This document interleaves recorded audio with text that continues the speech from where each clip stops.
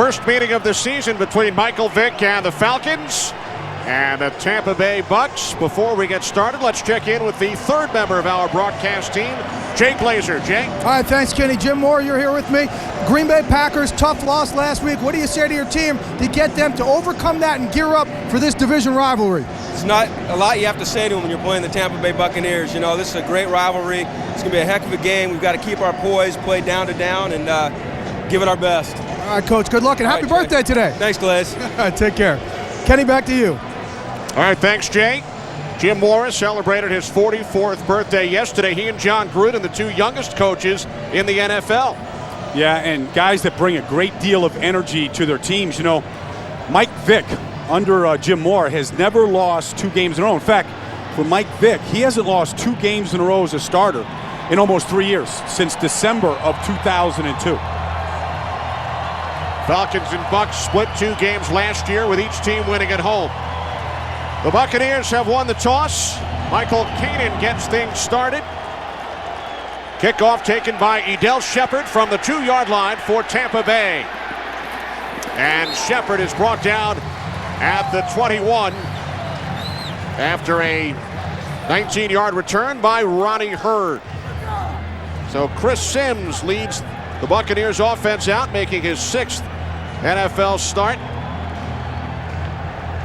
3 touchdown passes, no interceptions in the win over Washington last Sunday.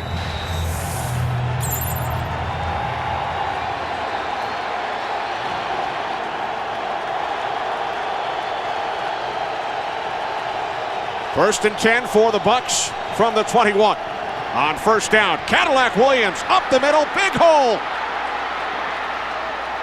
Williams across midfield into Falcons territory, a gain of 30. I said at the beginning that the key to this this Bucs team is Cadillac Williams. That's his best run since week 3 against Green Bay, and it's just power football. Pulled the right guard right there, came around, got the kick out. Cadillac has been waiting for a breakout run for almost 2 months now. He is healthy from that foot and hamstring injury. Unsportsmanlike conduct on the defense, number 21. That's a 15-yard penalty from the end of the run. First down. That's on D'Angelo Hall. Brian, that 30-yard run by Williams on the first play from scrimmage, more yards than he picked up in any of the last 3 games. Yeah, I just felt like watching him on tape that he was healthy and ready for a breakout. And here's D'Angelo Hall at the end here, getting a shot right there on the rookie Alex Smith. D'Angelo has done this kind of behavior before, just late pushing. I saw him throw a punch and get thrown out of a game in a preseason game here this past year. So a 30-yard run, tack on the 15-yard penalty. First and 10 from the Falcons 34. It's Williams again, and this time he is hit for a loss of a yard. As we take a look at the rest of the Buccaneers offense, ranked 21st, the left guard, the rookie out of Wisconsin, Dan Benning. John Wayne in the middle. Allstott, the fullback, the game-winning 2-point conversion against Washington. Joey Galloway having an outstanding season, 51 receptions.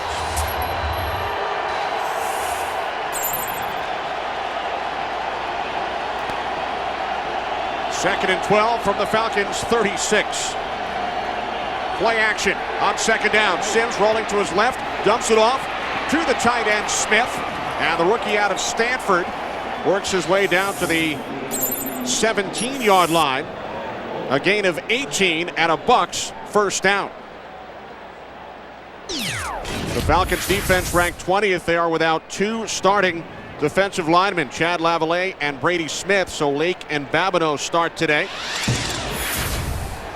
Brooking now in the middle for the injured Ed Hartwell. Hall and Webster, the corners, Carpenter and Scott, the Falcon safeties. First and 10 from the 18. Williams. And Cadillac gains 3 down to the Atlanta 15-yard line. Hey, the most talked about player in the National Football League the first 3 weeks this year was Cadillac Williams. Remember that Ronnie Brown was the 2nd pick taken by Miami. He got off to a slow start. Cadillac was the 5th pick. Both kids out of the University of Auburn. You know, it was just so unusual. And he carried this football team. Remember John Gruden in week 3 against Green Bay ran him 37 times. Ran the ball 100 times the first 3 weeks. Nobody could stop talking about him. Then he had a foot injury and a hamstring injury, and they kind of forgot about him. But he is the key to this football team. He gained 30 yards on the first play from scrimmage today. Williams down to the 12-yard line. Picks up 3 more, setting up 3rd down and 4. When Cadillac Williams struggled over the last 2 months, Kenny, they really went to multiple backs. They went to Allstott, to Mike Pittman, and really John Gruden told us yesterday when we sat down with him, he goes, I really want just one featured back. I'd prefer that. If I have to run 3 or 4 guys, I will. But I really want to feed one guy, let him get the rhythm. He understands how important it is for rhythm to a running back. Williams gained over 25 yards each of the first 3 games. 3rd down and 4. Bucs have to get to the 8. Williams in the backfield. And he is stopped for no gain. Rod Coleman along with Brian Scott on the tackle. Well, that's a good tackle and a good play by Atlanta to kind of regroup. You know, when you get just whacked for 30 yards in the first place, on the first play of the game, you kind of don't even catch your breath. And for them to hold Tampa Bay down here is a good sign. Last week, Atlanta gave up an opening drive touchdown to Green Bay and never really recovered. This a 31-yard attempt for Matt Bryant. His first field goal attempt in the last 3 games. Josh Bidwell, the holder. Bryant from 31. It's good. So the Buccaneers capitalize on their opening drive. They lead the Falcons by the score of 3-0. A big play early, plus the 15-yard penalty. Duck it out across the 20. And then he's forced back. 17-yard return, some extracurricular activity. Division game here, Kenny. It's rivalry weekend. College football, rivalry weekend here in the NFL. So Michael Vick and the Falcons offense when we come back. She's absolutely perfect. A true masterpiece. And the best part, in each hand, she has a cold Bud Light. Good day, gentlemen. Masterpiece? More like a complete waste of 2 Bud Lights. Yeah.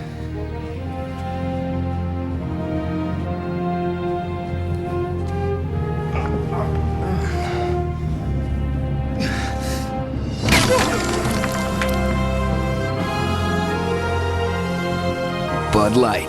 Great taste. Great.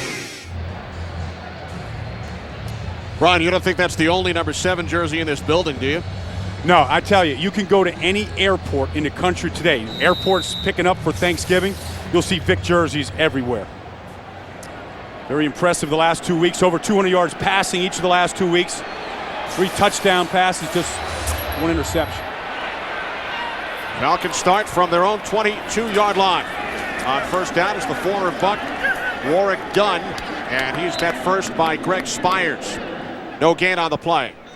Falcons offense ranked 15th, the number 1 rushing offense, and these 5 guys, a big reason why. Brian talked about them in the open. And they are leading the way for Warwick Dunn. Justin Griffith, the fullback. A couple of young receivers, Roddy White and Michael Jenkins. The Falcons' leading receiver is their tight end, Algie Crumpler. For the 2nd year in a row. Crumpler, Pro Bowl tight end a year ago, and on that kind of a pace this year. 2nd and 10, again it's Dunn. And this time gains 3 out to the 25. As we check in for the first time today with James Brown in Los Angeles. All right, Kenny Albert, take a look. Nathan Vasher picked off Jake Delhomme. The Bears capitalize when Kyle Orton hooks up on a 3-yarder with former Panther Muhsin Muhammad. It's Chicago on top 7-0. Battle of division leaders. Back to Kenny, Brian, and Jay.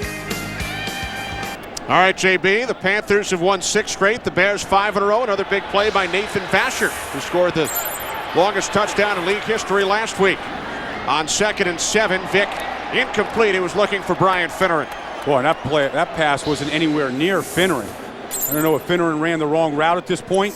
Vick just said something like he just pointed to himself, that was on me. And Mike told us, he said, this is the division game.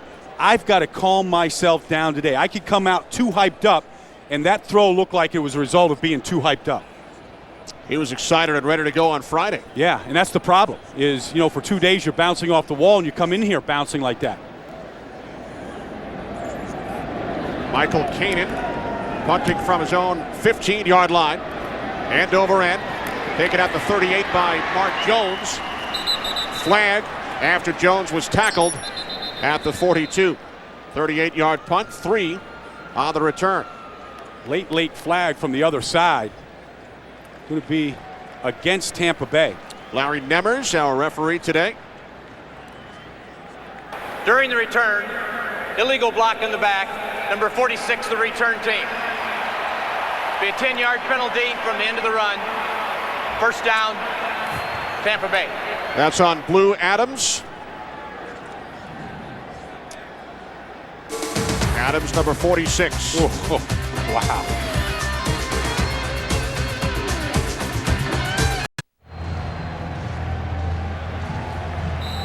Mike Vick there sitting next to his offense coordinator, Greg Knapp. He came off the field after that third down, grabbed Brian Finner and said, that missed pass was on me. My fault. I'll come back and get it to you next time.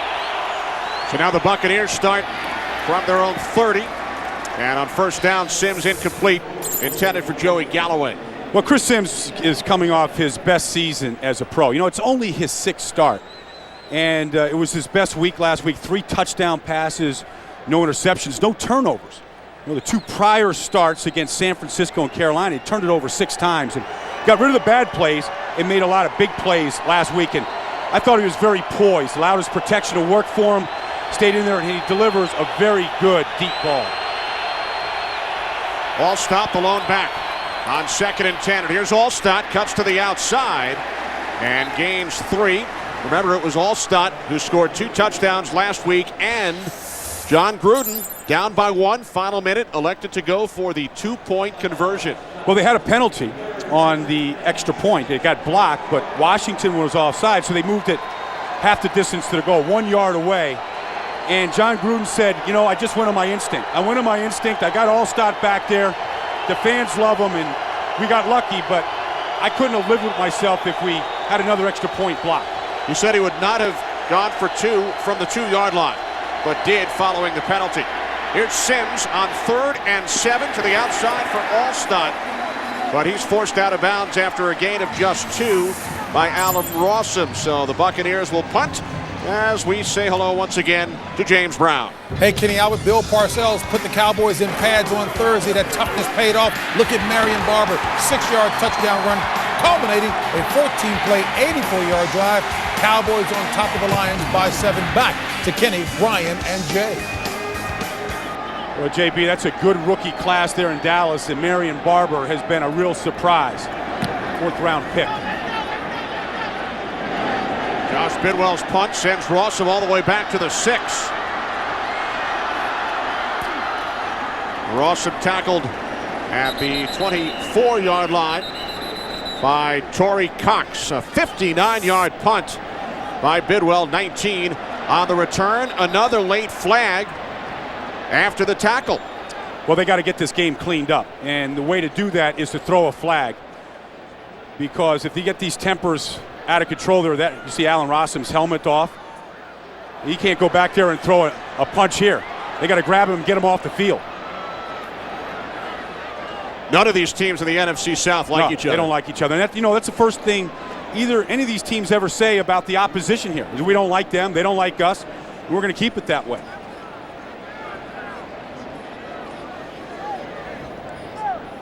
Andre Wash there, the umpire, Larry Nemmers, the referee, sorting things out. Who threw what? Who landed what? It looks like Rossum got a punch landed in the face. Personal foul on the return team after the ball was dead on number 20 for unnecessary roughness. That penalty will be enforced from the dead ball spot half the distance to the goal. First down, Atlanta. Penalties on Rossum. He was going after Dwayne White. And insult to injury.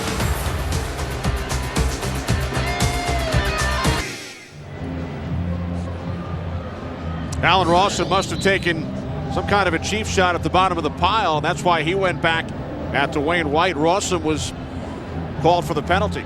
Yeah, I think he got either a finger in the eye, he got punched in the eye, and that's why he retaliated down on the ground like he did. And that's what Jim Moore is telling Larry Nemmers, that I watched somebody stick a finger in Allen Rawson's eye. And the Falcons force back following the penalty. They start from their own 18. And Vick off target, intended for the fullback, Justin Griffith, as we check in downstairs with Jay Glazer. Jay? Well, you guys are exactly right. Allen Rawson told Moore that somebody poked him in the eye under the pile. However, Jim Moore last night actually put together a set of clips of what he said were cheap shots that the Tampa Bay Buccaneers have done in the past. Shots on the ground, punches to guys when they're down, and he warned his players, do not retaliate during the game. They're going to try and bait you in. I don't want you guys getting a penalty as a result of retaliation. They are not listening to him so far, guys. All right, thanks, Jay. Penalty markers prior to the snap. It's number 76, 5-yard penalty, still second down. Well, it's hard not to retaliate when somebody does poke you in the eye. See, now you got to get the contact lens back in there. And I'm telling you, you cannot. I wear contacts, Kenny. You can't rely on somebody else to put the lens in, especially when they're shaking like that. You got to put the lens on your own finger and put your own lens in your own eye. Watch this guy's finger shake. That lens isn't going in the eye like that. But can you do it without a mirror? Well, no, yes, I can, because I've been doing it for so long. We'll see if that lens stays in there. I always need a mirror. Second down and 15. Vick in trouble. Down he goes. Inside the 2-yard line. Boy, Vick looks hurt there coming down and being tackled by Greg Spires. Remember, he's had injuries to his knee this year, his right knee, and to his left hamstring. Coming in today, he said he was finally healthy. Just trying to set up short here. He trips over Keenan Forney's leg, and his right knee, the knee that had been hurt, Kenny, looked like it hyperextended when he came back. Right knee actually got hooked up with Keenan Forney's knee, being driven back by Greg Spires.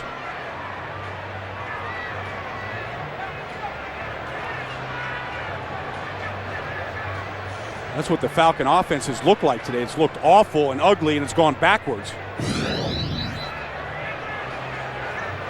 Matt Schaub is the backup. Started a few weeks back against the New England Patriots right here.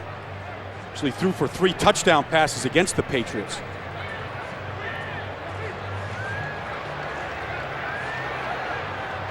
Remember that game in Tampa last year, a game where the Falcons got beat 27-0. Derek Brooks knocked Vick's helmet off and put a big noggin right on the middle of his forehead. He was never the same after that hit.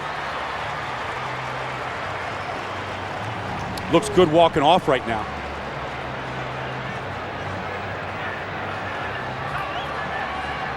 This is what he's had this year. Against Seattle early this year, he pulled up at the end of the game, grabbed his left hamstring. Then against the Minnesota Vikings right here, injured his right knee there on a sack. Then re-injured that knee against the New Orleans Saints down in San Antonio, and then today. So Vick is out. Schaub is in on 3rd down and 22 from the 1-yard line. More flags.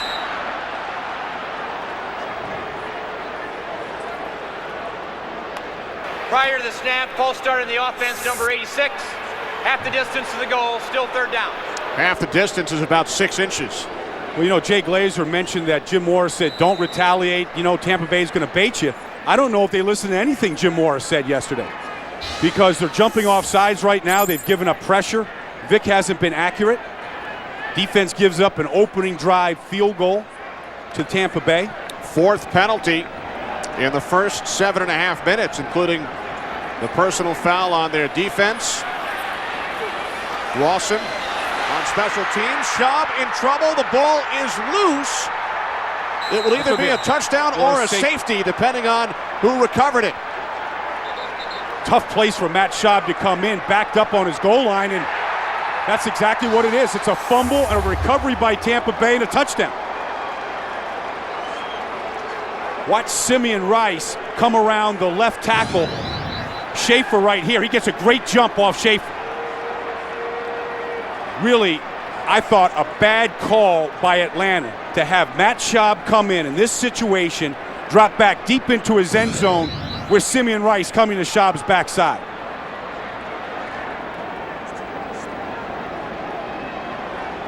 Rice the sack, McFarland the recovery for the Buccaneers touchdown. McFarland credited with the sack on the previous play when Vick was injured, and he recovers the loose ball in the end zone for a touchdown. Matt Bryant adds the extra point. What a start for the Tampa Bay Bucs.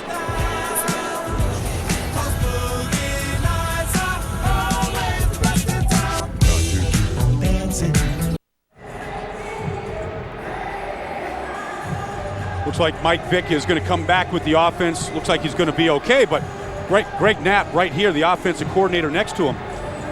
Questionable call down there on 3rd and long at the 1-yard line to bring a guy, Matt Schaub, in cold, hasn't played in a few weeks, and ask him to drop back deep in his end zone and throw the football out. I mean, why not just run the ball out, go punt it, put your defense on the field? First career touchdown for McFarland. The second touchdown by the Tampa Bay defense this season. Duckett out across the 25. And again, a flag after the special teams tackle.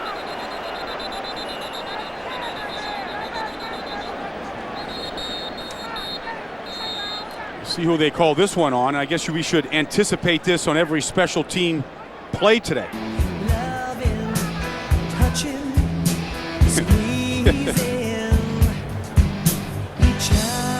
Illegal block in the back during the return, number 98. 10-yard penalty, first down, Atlanta. That's on Ike Reese, the 5th Atlanta penalty. That's unbelievable. Ike Reese, the special teams captain right here. They clear just a stupid block in the back. I mean, Ike Reese has been in this league for 10 years. He's a veteran. He's been to the Pro Bowl. He knows better than that, than to push right from the back, right in front of the ball carrier.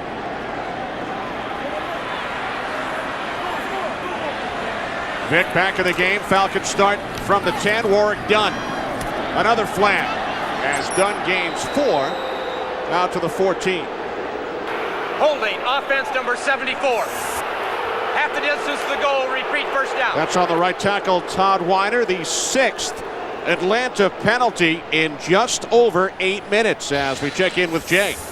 Algie Crumpler, after Matt Schaub was sacked for that fumble before, Algie Crumpler pulled the entire offense over to the side and laced into them for a good, I'd say, 45 seconds to a minute. Absolutely laid into these guys, saying this is not what we play. We've got to get our heads back into this game. All right, thanks, Jay. 1st and 15 following penalty number 6 on the Falcons.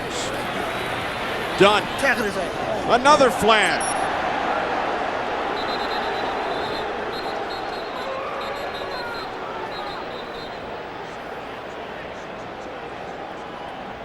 The Falcons average only 6.5 penalties per game. Holding, offense number 76.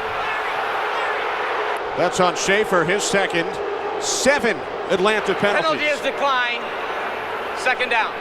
Although because it is declined, it will not count as a penalty.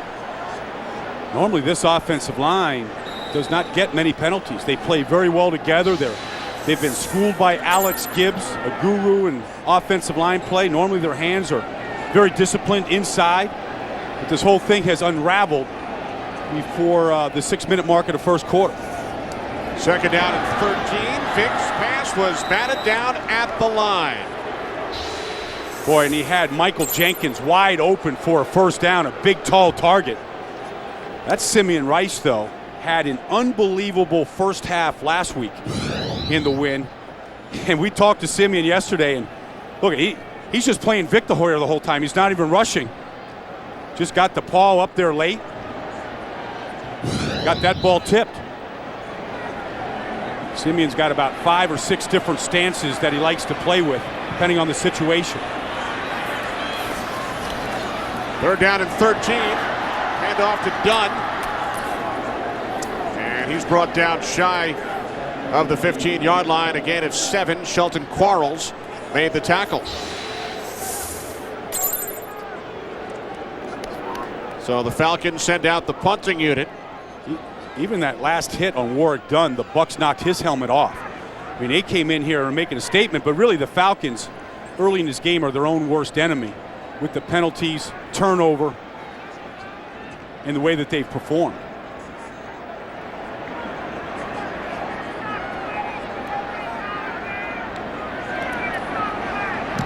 Kanan punting from the 5. Punt fielded out of bounds by Jones. Buccaneers will have good field position. They'll start from their own 45. We take you back to week 13 last season. What Simeon Rice and the Bucs did to Michael Vick and the Falcons. Yeah, he got on Mike Vick early, knocked the ball loose, forced a fumble right there, turnover. Got a nice hit on Mike Vick, digging dirt clods out of his helmet. And the dance is on for Simeon. Forced a fumble here today, led to a touchdown on a recovery by Booger McFarland. And now terrific field position for the Bucs. Cadillac Williams gains a couple on first down. DeMario Williams made the stop out to the 47, setting up second down and 8. Well, you know, this Atlanta Falcons team has gotten off to slow starts all year. I mean, there's Al-Jay Crumpler that Jay Glazer was talking about, trying to get the offense regrouped, trying to be a leader in there. I don't know if the speeches are working right now. Everybody's talking, everybody's speaking. Now it's time to go out there and perform.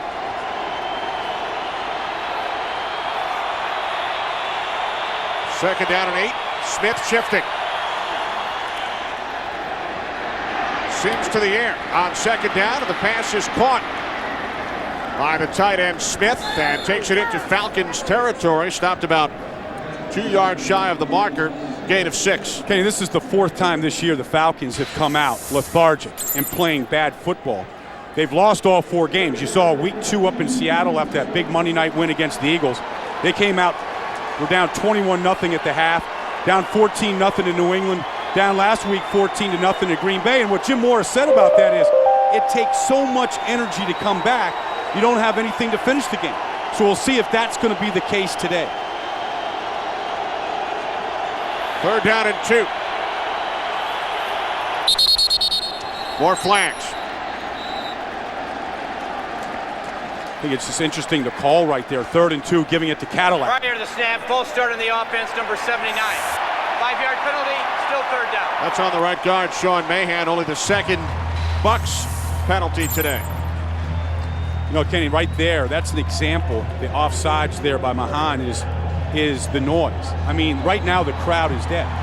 The Falcons need the crowd. They feed off the crowd. They're an emotional team. They need the crowd into it to help them out, to make it difficult for Tampa Bay to execute and run the offense. Michael Pittman in the game on 3rd down and 7. Bucs have to get to the Falcons 45. 3 wide receivers.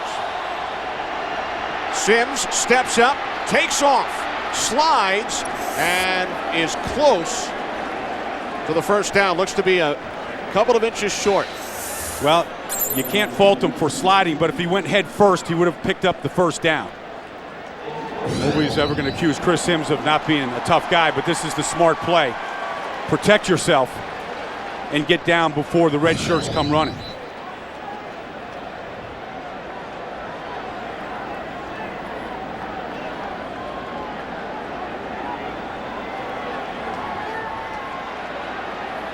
Allen Rawson back deep. Bidwell at his own 40.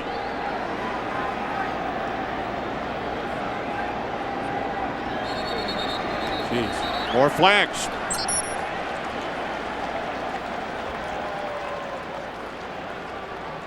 False start offense, number 90. 5-yard penalty, still 4th down. That's on Dwayne White.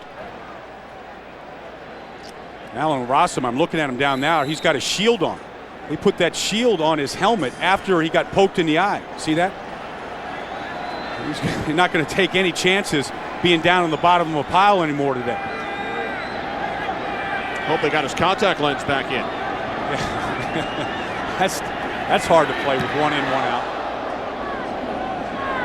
Good kick by Bidwell and a fair catch called for by Rossum at the 9. 42-yard punt. Falcons pinned deep in their own territory. Falcons back in action in 4 days. On Thanksgiving, they will head up to Detroit.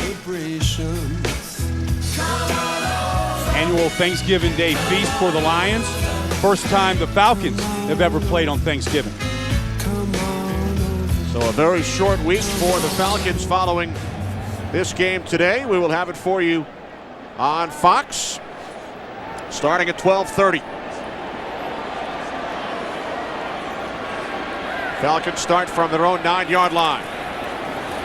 Duckett. Duckett gaining 3. Now to the 12-yard line. You know, we put up that graphic about the Falcons' slow starts this year, and you know, we haven't really talked about what contributed to it, but the fact is in all those games, they never panicked. They got back into the game. They had a chance to win all those games at the end, and I don't expect the Falcons, with the leading rushing team in this league, to panic here. I expect them to stay with the run and still try to get this thing started here, because that's what ignites everything they do and everything Greg Knapp wants to call. McQuarrie in at fullback. Duckett the tailback. And again, it's Duckett. Big hole, first down and more. T.J. Duckett all the way out to the 29, a gain of 17. Well, this is what they do, Kenny. I mean, nobody has more runs over 20 yards in this league than the Falcons. Big plays come out of the running game. Here it is. I mean, this is just zone blocking right here. You see the hole. Nice lead block right there by Justin Griffin.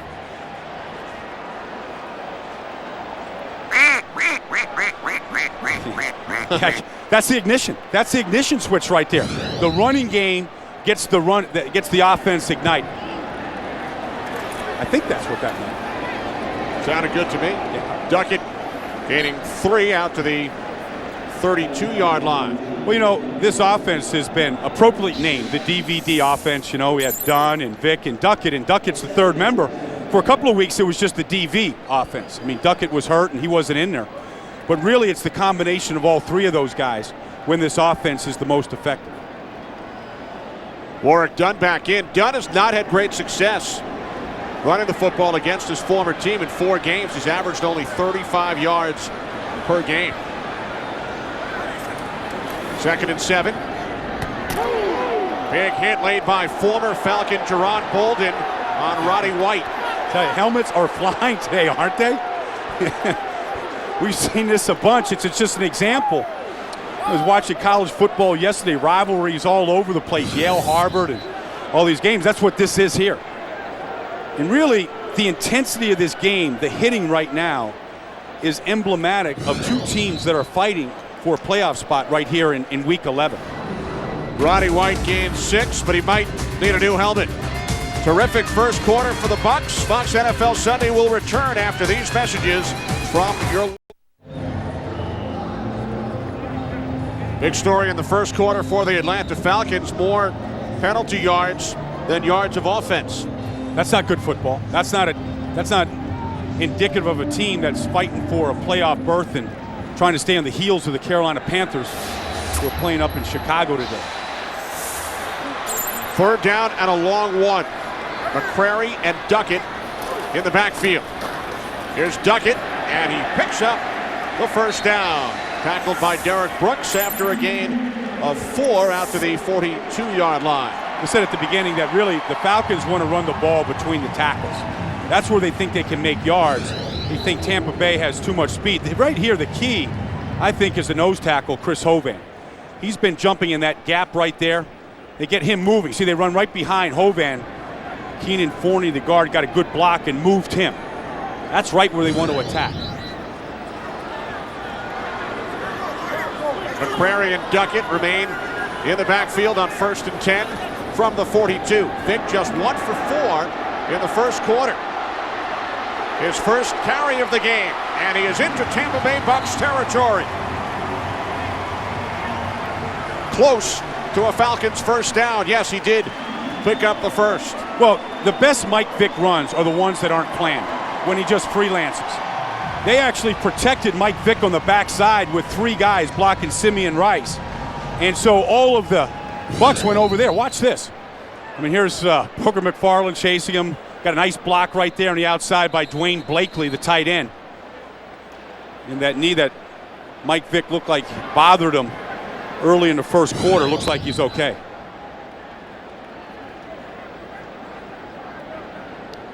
John Gruden perhaps questioning Larry Nembers on the spot after Vick stepped out of bounds. Tampa Bay is challenging that there were 12 men on the field on the offense. We'll review the play. Well, John Gruden has not won a challenge yet this year. He's 0 for 6. See what happens on this one. After reviewing the play, Atlanta had 12 men on the field. That will be a 5-yard penalty from the 42-yard line. It will repeat second down. It's an amazing perception by John Gruden, because here it is. Here's 1, 2, 3, 4, 5, 6, 7, 8, 9, 10, 11, on a dozen. And what's more amazing about how Tampa Bay caught that is all officials, all 7 officials count the number of players every play. 4 officials count the number of offensive players. 3 officials count the number of defensive players, and they all missed it, but Gruden didn't. And that is the first successful challenge by John Gruden this season. Now, Larry Nembers said we will repeat second down, but it was a 1st and 10 run by Vick. He gained 11, so it should be 1st and 15. John Gruden still talks about the tuck rule. Every chance you get about talking instant replay with him, he talks about the tuck rule. He's been involved with a lot of controversial plays this year. Even Mike Allstott's 2-point conversion at the end of the game last week against Washington, that one was reviewed. Then he had to play against Detroit at the end of the game, where they overturned a rule by Detroit and said it wasn't a touchdown. He's actually benefited by the rule this year. 1st and 15 from the 37. Here's Duckett. And John Gruden told us last night as Duckett gains 8 yards, he said, I got fired by Oakland and had to move all the way across the country over the tuck rule, which I didn't even know existed. Yeah, he still doesn't know if it exists or not, or what it means, or when it's applicable or not. And that, of course, came in the Oakland-New England playoff games. Of course, the Patriots went on and won their first Super Bowl with Bill Belichick, Tom Brady at quarterback.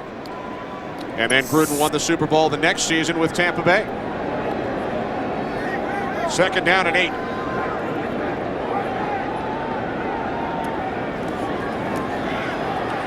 Vick to the air on 2nd down, and the catch is made by Michael Jenkins. A spectacular catch. Gain of 21, a Falcons first down. Well, he's got to get the wide receivers involved in this offense if it's going to have balance and if they're going to be able to come back today. And Mike Jenkins, who's been out with a bad ankle, gets the start today.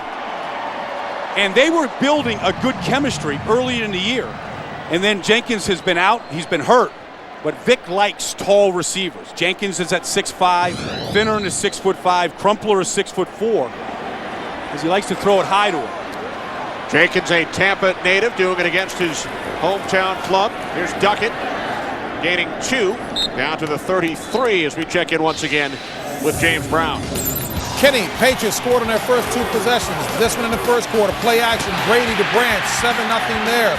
Second quarter, play action again, Brady to Mike Vrabel of Ohio State, 14-0. Patriots looking for their first back-to-back victories this season, not being good hosts to the will-be-gone Saints. Back to Kenny Albert. All right, thanks, JB. Patriots in first place in the AFC East, but not by much. Vick on 2nd and 8, broken up and nearly intercepted. Rondé Barber got a piece of it, and then it was nearly picked off by Jermaine Phillips. This was another poorly thrown pass by Mike Vick. Going to get Alge Crumpler coming outside here. It's his favorite target, leading receiver. But you see, he never saw Rondé Barber coming off the outside. Rondé Barber's at the bottom of the screen. He's free to help. He's got nobody outside. He comes back into the picture, and really, Tampa Bay missed an opportunity for another turnover right there. Vick just 2 for 6 27 yards so far. 3rd down and 8. Falcons have to get to the 25. 4 receivers. Vick backpedaling. And now he throws, and it's off the fingertips of Jenkins.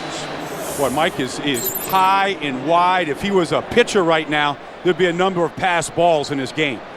Because Jenkins is already 6'5" with long arms, and he overthrows him here. Just go back to what he told us on Friday, Kenny, when we sat down with him. He said, man, I cannot allow myself to get too hyped up, because that's what I do. I throw it high, and the Falcons are going to keep it right here and go for it on 4th down. Instead of attempting a 50-yard field goal, Todd Peterson's season long is only 41. Falcons going for it on 4th and 8. Vick wanted to run. He stumbled, got rid of its sidearm. The pass was caught, but Dunn was stopped. No, he dropped it. He bobbled it. So an incomplete pass, and the Buccaneers will take over. So the Falcons go for it on 4th down, and they're unsuccessful.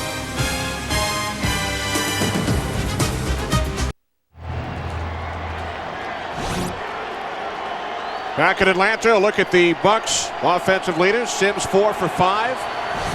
All of his completions have gone to the backs and tight ends. Joey Galloway without a reception so far. Bucs start from the 33. Cadillac Williams. Gain of 5 out to the 38-yard line. And again, some pushing and shoving after the tackle. And flags have been thrown. It's just ridiculous. I mean, the Falcons aren't playing good football. They'd be a lot better off playing between the whistles than after the whistle. Personal.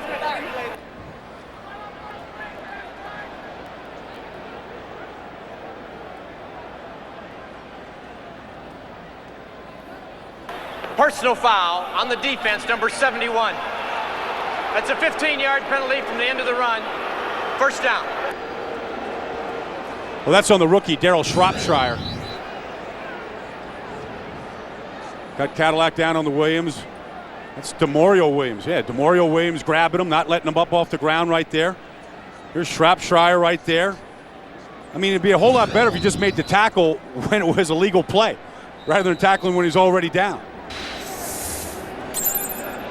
Jim Moore has to get control of his football team right now, because it's completely out of control. I haven't seen this from a Moore football team before, but he doesn't have control of his team. Very undisciplined so far. From the 47, Mike Allstott. Another flag. Allstott breaks free. Allstott all the way down to the 25-yard line. Gain of 22.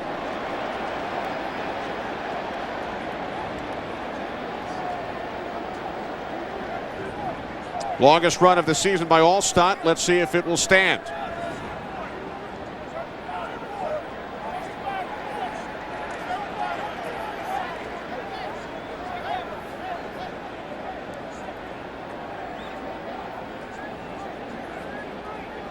Allstott looks like he's picking up right off where he left off last week when he scored the winning 2 points for Tampa Bay to beat Washington in that game. Tampa Bay won a game for only their 2nd time in history after giving up 35 points. Wow. Illegal formation on the offensive team. Number 75 reported as eligible and was covered by the tight end. That's a 5-yard penalty from the previous spot. Repeat, 1st down. What that means was, if you report eligible, you are the tight end. You're the last man on the line of scrimmage. They're saying that a tight end was on there. See, Todd Stussy is right here. He reported eligible, but then you had Alex Smith, the rookie, on the outside. Can't have 2 eligible guys at the end of the line of scrimmage there. Stussy looks like he's been around for a long time. Got a butterfly over the nose, confused by what the heck that all meant. Pushes the Buccaneers back to their own 48-yard line. 1st and 15, and a nice touch from Sims, finding the tight end Alex Smith at the Falcons' 33, a 19-yard pass play, and a Buccaneers first down. But I tell you, Chris Sims, when he gets protected, he throws a pretty pass. Really is. I mean, plenty of time there to pat the ball, look at his receiver, drop it in right between the zone there, over the linebacker in front of the safety. Just a beautiful, he threw a lot of pretty passes last week in that win. Third reception for Smith, the third-round draft pick out of Stanford. From the Falcons' 33. Cadillac gains 2 down to the 31-yard line. Well, for Chris Sims, you know, he gets his first win as a starter from start to finish last week, but it was a week of work starting on Monday. It's a full day with Monday, including a talk with his dad during the Monday Night Football game. Talk about the game, and his dad, Phil, said, "You the man," after the win last week. Allows himself to sleep in a little bit on Tuesday, but comes in, starts with the game plan Tuesday afternoon, and then just works all the way through up until game time. Arrives at about 6:50 in the morning, Wednesday through Saturday, at the Buccaneers practice facility. Second down and 8, looking for his best friend on the team, Joey Galloway. What? He was...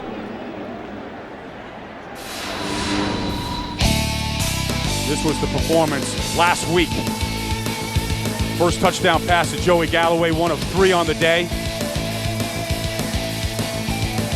Another one there to Ike Hilliard, and then the winner in the final minute to Adele Shepard. Guy that was elevated from the practice squad and gave him a lift last week. Now a third down and 8. Bucs have to get to the 23 for a first down. Sims can't find anyone.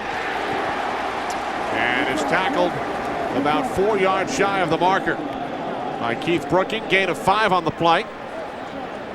And the Bucs will send in the field goal unit. Good coverage by Atlanta, and a good decision by Chris Sims not to force anything there. You got a 10-point lead. You know, it's only a 6 start. You have to learn how to manage the game. You got a 10-point lead. You got control of the game. Nothing down there. Don't do anything foolish with it. Don't force it. Don't lay it on the ground. Good move to pick up extra yards to put them in better field goal shape. And this will be a 45-yard attempt. Bryant's career long is 47. He hit from 31 earlier and nails it from 45 yards out. So Matt Bryant, who's kicked in the Arena League and NFL Europe, is now 13 of 15 this season with the Tampa Bay Bucs.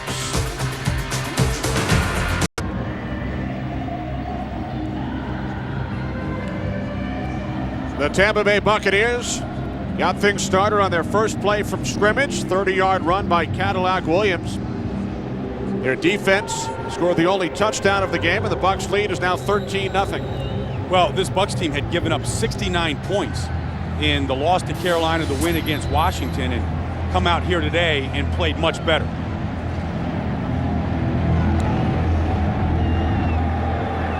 Ryan's kickoff taken at the 2 by Allen Rossum. Rossum brings it out to the 23-yard line. 21-yard return. Marquise Cooper made the special teams tackle.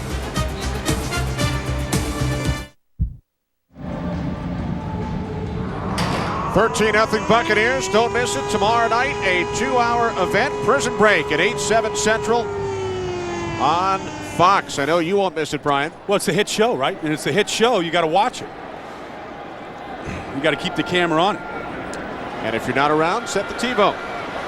Got to learn how to use it. First and 10, 24-yard line. Dunn looking to get back to the line of scrimmage, and he does. You know, if you're going to stop the best rushing attack in football, the best way to do it is with penetration. And really, that's all Tampa Bay is doing here today, is they are beating the Atlanta Falcons to punch. That's Chris Hovan right here. Watch him get up the field. He gets right into McClure, the center. In fact, the big change-up they've done is they're putting Hovan over the center, so that McClure just got physically whipped that time and knocked off the play. Second and 10. Vick complete. Dunn. And Dunn spinning out to the 33-yard line. Stopped about 1 yard shy of the marker, so it will be a 3rd down and 1. Well, their offense has been terrible today, and really they're the culprit. They're their own worst enemy. With the penalties, the turnover that led to the only touchdown here today, recovering the end zone by Booger McFarland, and Greg Knapp he's trying to find a rhythm. That's what all coordinators do when you don't have any points and you're going backwards. You got to find something to create rhythm, positive plays together. We're down at 1, Duckett. And T.J. Duckett picks up the Falcons' 1st down. So Atlanta moving the chains with just over 7 minutes remaining in this 2nd quarter. How about the Bears leading the Carolina Panthers 13-0? Yeah, how about that? I mean, the Panthers just completely cleaned up on the Buccaneers a couple of weeks ago. Physically just mauled them like they haven't been mauled in a long time. Atlanta has never lost to Carolina under Jim Moore. Vick faked the pitch to Dunn. Now fires downfield, and Roddy White makes the catch inside the Tampa Bay 30. Well, he went down to the rookie, and he looked deep, and he got protection to throw it down the field, and that's what Vick can do with just a flick. Watch the bootleg action right now. And really, watch Roddy White. He's the deep threat on this play. Nice play action fake this time by Vick. Kind of fakes the toss. Gets Tampa Bay running. See, a lot of time to set his feet, how calm he is right there. The best throw he's made all day by far. And Brian, only the 2nd completion for Vick this season, more than 30 yards. Yeah. Wow. White picked up 35. Now pump fake. And Vick throws, looking for Crumpler in the end zone. And it was nearly picked off by Rondé Barber. Well, he was looking deep there, too. Again, another pass over 30 yards. That time to Crumpler. Looked at Brian Finneran first. I was talking to Finneran before the game, and I said, boy, Mike loves to throw that fade route into the end zone. And he goes, yeah, we should use it in the open field. We have tall receivers. We can out-jump any cornerback in this league. And I think you'll see that a little bit today, where they kind of just throw a jump ball to a wide receiver because of the height advantage. You had to look at Finneran. He's 6'5". Finneran in motion on 2nd and 10. Inside handoff to Dunn. Has some running room. Inside the 15, down to the 14-yard line. Best run of the day by Dunn, 15 yards. Okay, remember when you were young, you played like in the Pop Warner League, and you played that cross buck? You go one way, and the running back goes the other way. That's the old cross buck there that time. Watch Mike Vick here. He's running to his right, then he hands it off, and Mike Vick comes back the other way. Just a basic misdirection, and you want to do that against a defense that flows very fast and has a lot of speed. And now a timeout called by the Bucs. They lead 13-0.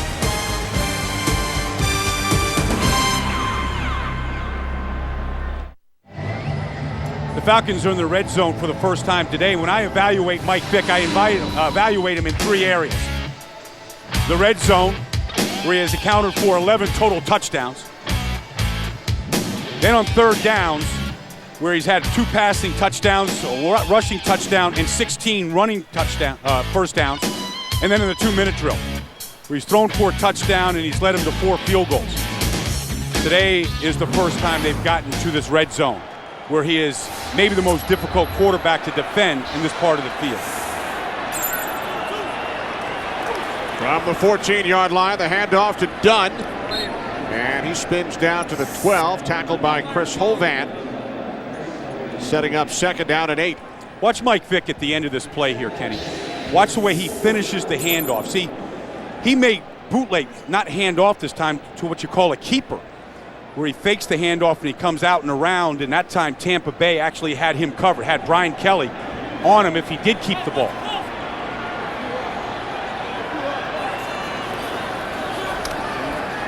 Vick pump fakes and then got rid of it.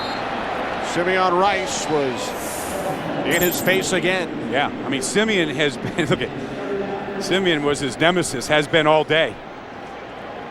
Vick's got him inside his head right now. Yeah, I think he had Brian Finneran open in the end zone and missed him there. Vick was inside Rice's head last night. He said, I lose sleep when I have to go up against this guy. Well, he's an insomniac, so I think he loses a lot of sleep. But he also said that he's faster than Mike Vick. In fact, he said that he can outrun anybody in this league. And he trains all year long on a track, like a track man does, to maintain that speed. Vick on 3rd and 8. Pass intended for the tight end, Alge Crumpler. So Alge Crumpler looked like he was the most surprised guy. And he's the leading receiver from Mike Vick.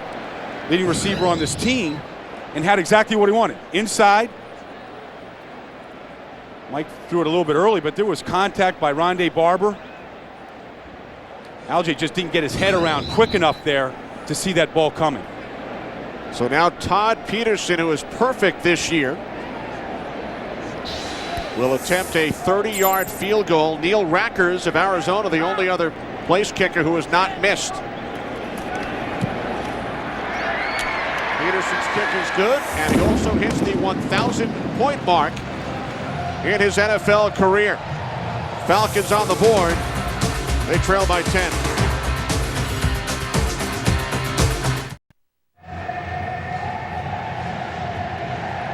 Back in Atlanta, Kenny Albert, Brian Baldinger, Jay Glazer. Falcons finally on the board as 3 quarterbacks take a look at the photos with offensive coordinator Greg Knapp. Edel Shepard takes a knee, so the Buccaneers will start from their own 20. Well, I think if Mike Vick is looking at the pictures with Greg Knapp there, he's going to see open receivers that he's missed. This offense has no timing, no rhythm to it whatsoever right now in the passing game. 2 good passes, one to Roddy White, one to Michael Jenkins, and that's all you remember in the first half so far. And really, those snapshots there are a play that develops, and you see the open receivers, the openings in the defense, and that gets reviewed every series when they come off the field. Vick just 4 of 13. Sims on first down, complete to Michael Clayton. Gain of 6 out to the 26-yard line. Demario Williams made the tackle. Now look, Atlanta's gotten off to a horrible start here today. And they've gotten off to terrible starts in 3 other games this year. And what's happened is they've been able to come back and get into the game, but they run out of gas to finish the game. I mean, you look at the offensive leaders of Tampa Bay, they're not having a great day either. Cadillac Williams had the first run of the game for 30 yards, and they haven't really done much on offense since.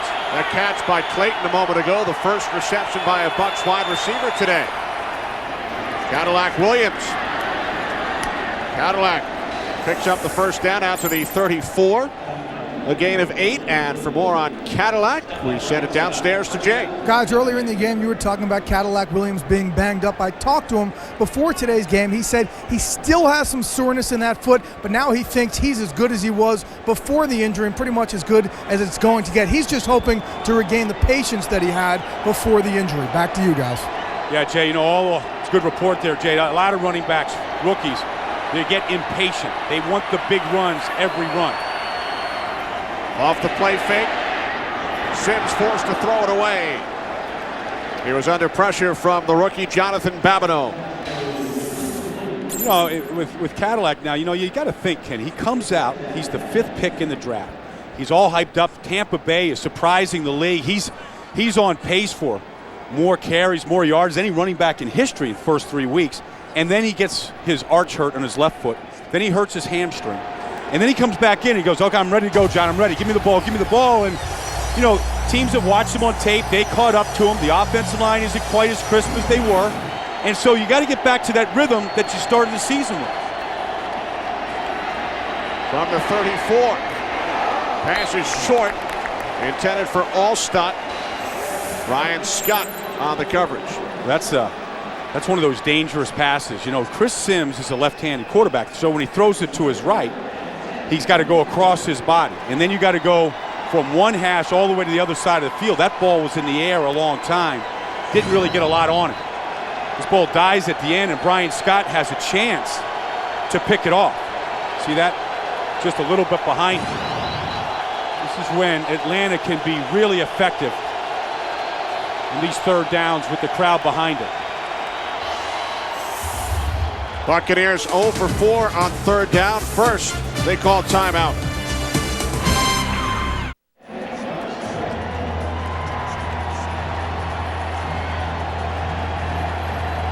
Falcons with the #1 third down defense in the NFL, and the Buccaneers today blanked 0 for 4 on third down. I think that got the crowd as excited about it as anything else here. Buccaneers have to get to the 44 for a first. The guy that got a block, Rod Coleman, right there. Sims over the middle, incomplete. He was looking for Joey Galloway. I tell you, getting off the field on third down, Atlanta is #1 in the league at 29%, is a mentality. It's you got to be in the right place, you got to be fast, you got to get pressure on the quarterback, and right now, they got a chance to get this ball back to the offense.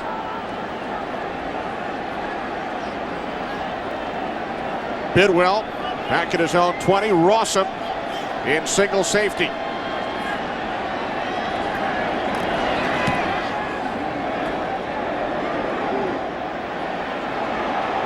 Fair catch called for by Rossum at the 16. 50-yard punt by Bidwell. No return. Next Sunday, Buccaneers will be home. Brian, you and I will be in Tampa as they host the Chicago Bears, and then the second game of our doubleheader, many of you will see the Giants and the first place Seahawks. That's 1 week from today on Fox. Boy, and that Bears team will be going down there to Raymond James Stadium, giving up 9 touchdowns the first 9 games this year, and they've got Carolina shut out today. The Monsters of the Midway are back in the Windy City. With a rookie at quarterback, Kyle Orton. From the 17, the slant nearly picked off.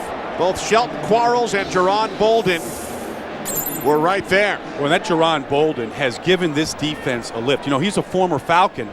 Played here, played very good. Was released. Tampa Bay picked him up, and he's their third cornerback. When Atlanta goes to 3 wide receivers, he comes in and plays the right cornerback spot, and then Rondé Barber moves inside and covers the inside receiver.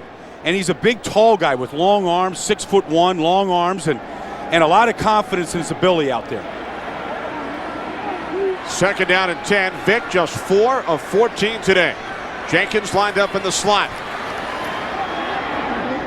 Vick's pass again is high. Intended for Algie Crumpler. Well, Mike Vick, we had mentioned that he'd come off 2 really good games. He'd come back, thrown for over 200 yards in each of his last 2 games for the first time this season. And now he's really struggling. And so it's up to Greg Knapp now to get him into a rhythm. Probably shorter passes, get the ball out of his hands faster. But he's just trying to protect himself there. Guy's diving at his legs, and he's thinking more about his legs there than he is completing the pass. Now third down and 10. Vick looking for Roddy White, and he makes the catch. A spectacular catch by Roddy White at the Tampa Bay 29, a 54-yard reception. Off the flick of a wrist. And you see that time he got him outside the pocket. Roddy White, their #1 pick, got behind Jermaine Phillips on the play. Watch this flick. Whoop. Go out there in the backyard with a little Nerf football and try that one. Throw it into the neighbor's yard. Not how far it was. White did a 360 as he made the catch. Great catch. Great concentration on the catch. They were going to direct snap the ball to Warrick Dunn, but the clock hit 2 minutes. 54 yards from Vick to Roddy White. Am I taking this, Pete? And Roddy White today in the first half, his best day as a pro so far. Watch the concentration by the rookie here, Roddy White.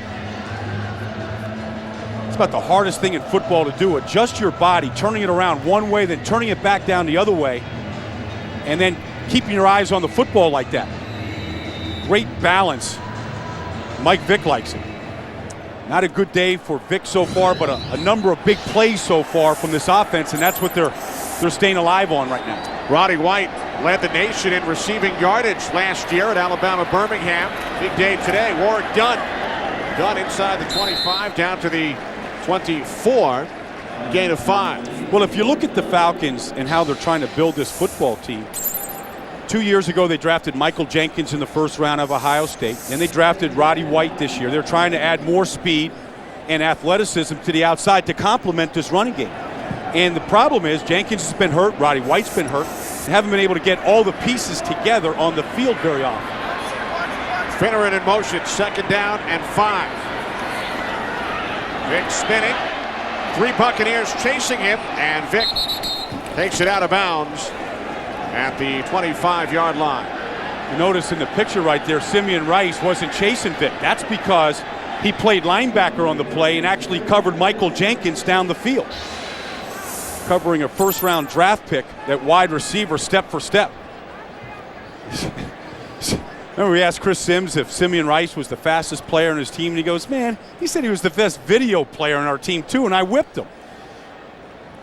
Watch Simeon here from a stand-up right here, drop, and go to cover a rookie wide receiver right down the field step for step.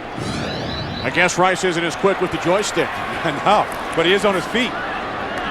Pass caught by Crumpler. And Algie Crumpler has a first down.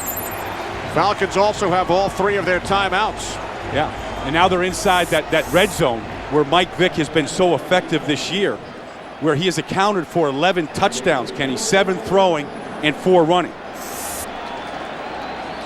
First catch of the day by the Falcons' leading receiver, Algie Crumpler.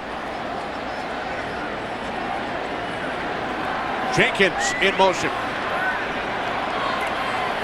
From the 18, pump fake. Vick looks the other way, and he fires across the field.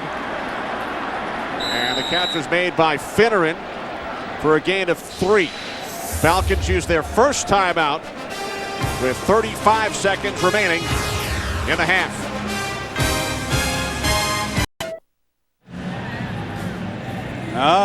The holiday season is right around the corner. Take a look here at Mike Vick, the shot he takes from Calvin Pearson here. Yeah, he needs a little hand up. Larry Nemmer's the referee after the timeout. Yeah, there's the holiday spirit. Lift off the ground. Now 2nd down and 7. Vick again under pressure, and he gets rid of it off the fingertips of Justin Griffith. You can see the speed of this Tampa Bay defense and why they do a good job of really eliminating the effectiveness of Vick. I mean, they're just chasing him down. Brooks, Rice, Shelton Quarles. Really, Mike was trying to dump that ball over their head. Watch the speed break down there. Shelton Quarles on the run. Simeon Rice, who said he's faster than Vick. He got behind the defense, but see that Derek Brooks gets a hand on the ball, and he's taking a lot of shots. It doesn't seem like he can throw a football right now without getting hit. Now 3rd down and 7. From the Bucs 15. Pass is caught by Crumpler, and he takes it all the way down inside the 2-yard line. Falcons use their 2nd timeout. 2nd catch of the drive by Crumpler. 1st and goal. When we come back, 20 seconds to go.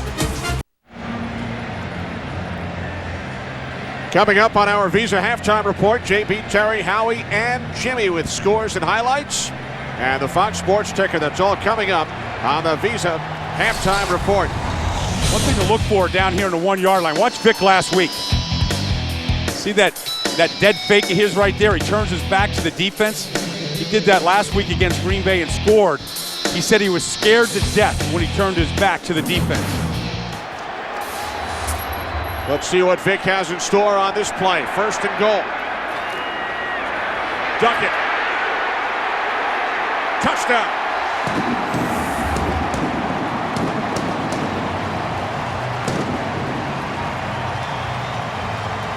Nothing to be scared of there, handing the ball off to TJ Duckett. Falcons back into this football game after a horrendous start. You got to give credit to Vick, making a number of big throws and big plays on this past drive. 4 of 7 on the drive for 78 yards from Vick. Starting to warm up here a little bit late in the 2nd quarter. The big play, the 54-yard reception by Roddy White. Peterson adds the extra point. The Falcons trailed by 13 at 1 point. It's now a 3-point game.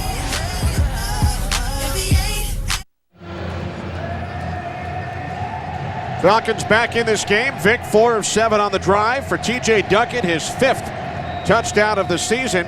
4 of the 5 have come from just 1 yard out. Absolutely big play to Roddy White getting that touchdown set up. Short kickoff picked up by Shepard. And he's touchdown at the 23 with 14 seconds remaining. First half, Buccaneers led 13-0. Their only touchdown scored by their defense. Vick shaken up early. Matt Schaub came in, was tackled, sacked in the end zone by Simeon Rice. Anthony McFarland recovered for the Tampa Bay touchdown. That gave them a 10-0 lead. 2 Matt Bryant field goals, and then the Falcons scoring the last 10 here in the second quarter. Bucs will run out the clock and take a 3-point lead into the locker room at halftime. So it's the Tampa Bay Buccaneers 13, the Atlanta Falcons 10. We'll return to the Georgia Dome right after these messages.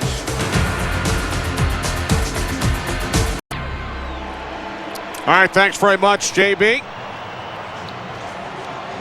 Buccaneers leading by 3 at the half. Michael Vick, 149 yards. T.J. Duckett with the Falcons touchdown. Roddy White, a career-high 95 yards. For more, log on to foxsports.com on MSN, our Fox Sports Fantasy Update.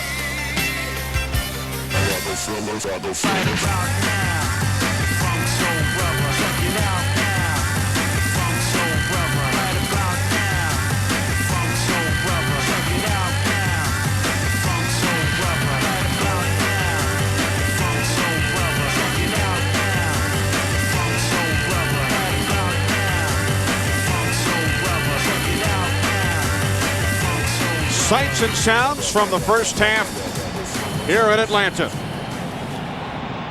Well, Mike Vick had a nice comeback there. Come back from a little injury there in the first quarter, got back into the game. Jim Mora has seen his team get back into games. You know, and I think defensively, they did an excellent job. They're the leading third down defense in the league, and John Gruden, that offense, didn't convert 1 third down. We're not able to sustain drives. Tampa Bay 0 for 5 on third down in the first half.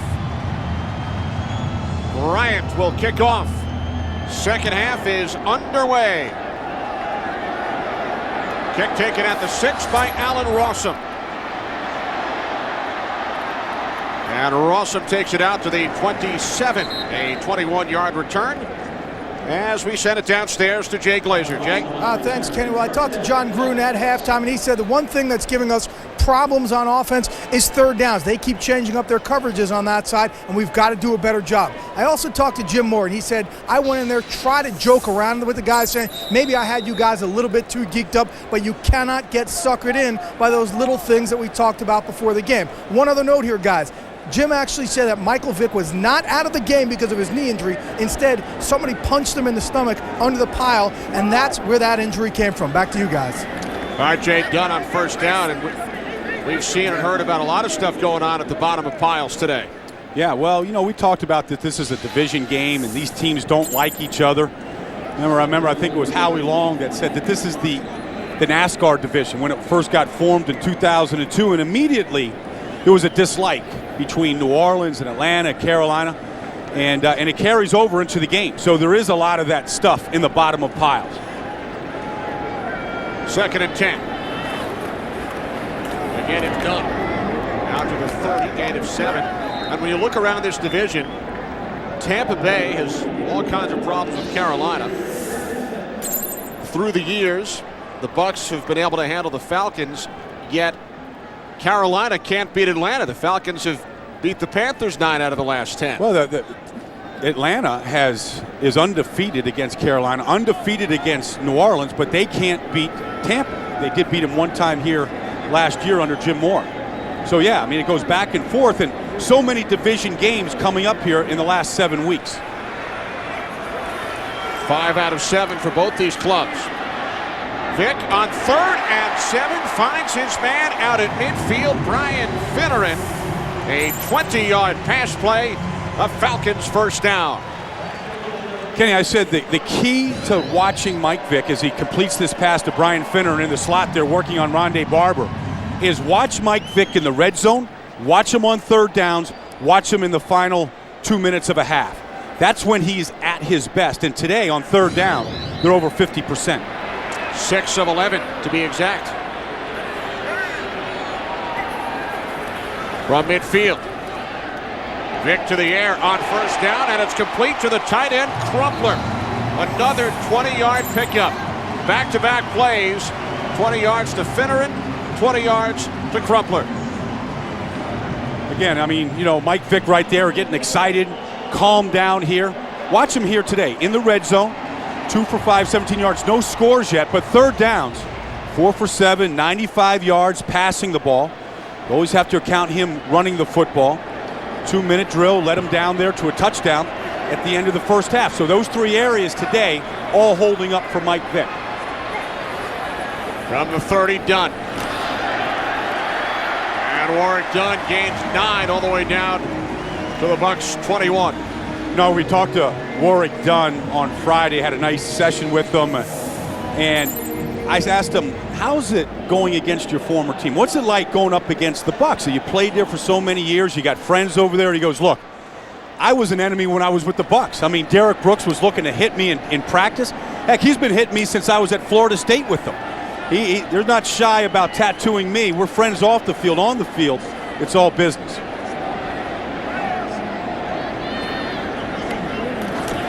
Second and 1, it's Dunn.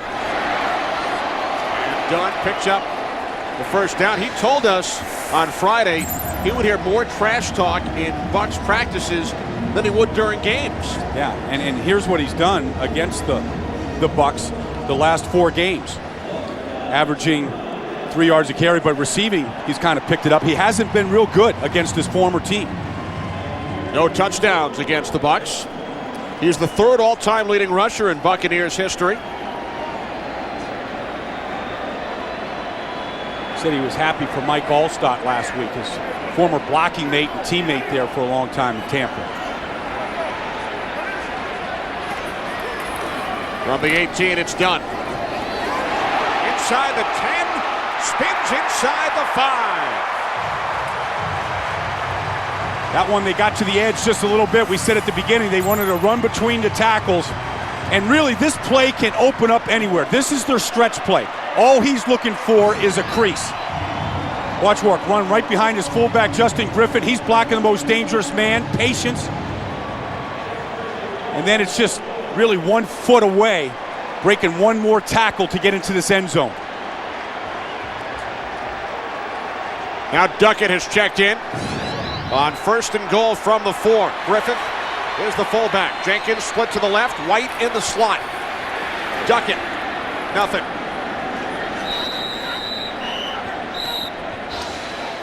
Talking about evaluating Mike Vick in different areas of a game. Not just the stats at the end of the game or the end of the year, but within the game. So the red zone, this critical area where it's so difficult to score because it's such a compressed field.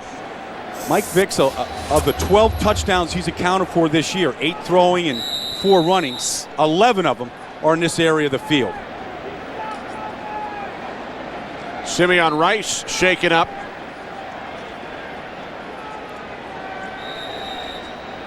Rice heading off to the sidelines. We'll be right back.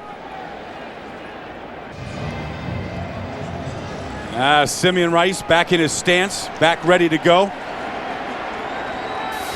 Eyeing Mike Vick from the defensive line. 2nd and goal. Vick looking end zone.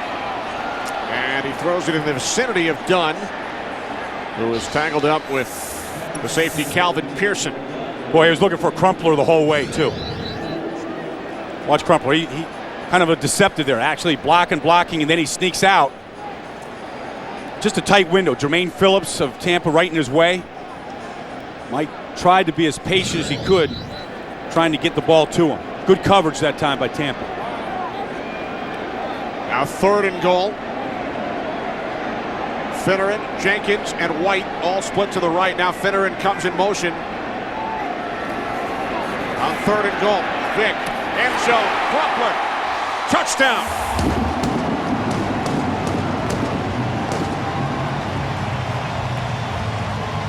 Got it that time.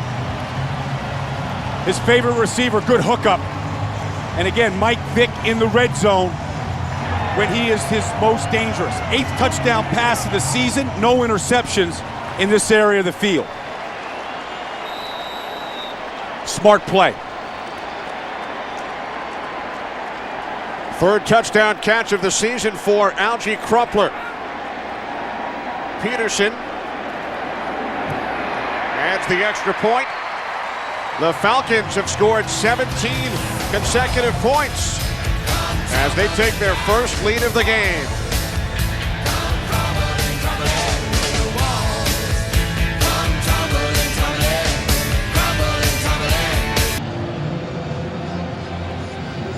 The Falcons have scored on their last 3 possessions, first a field goal and then 2 touchdowns. Yeah, and 2 really impressive drives at the end of the first half and then here to start the 3rd quarter. Bucs led 13-0. It's now 17-13 Falcons. Kickoff taken at the goal line by Shepard. Shepard across the 25.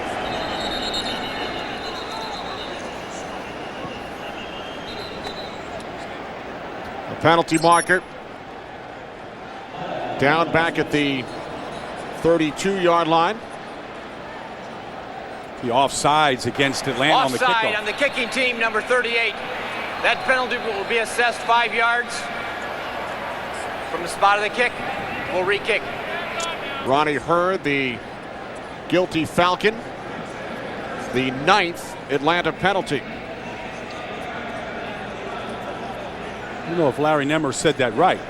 I guess Tampa Bay is, I don't know if they want Atlanta to re-kick it. They could back them up 5 and re-kick it. I guess they're going to take 5 more yards from the spot of the tackle and start their offense there. But for the Falcons, this is the first time this year when they've trailed at halftime that they've taken the lead in the second half.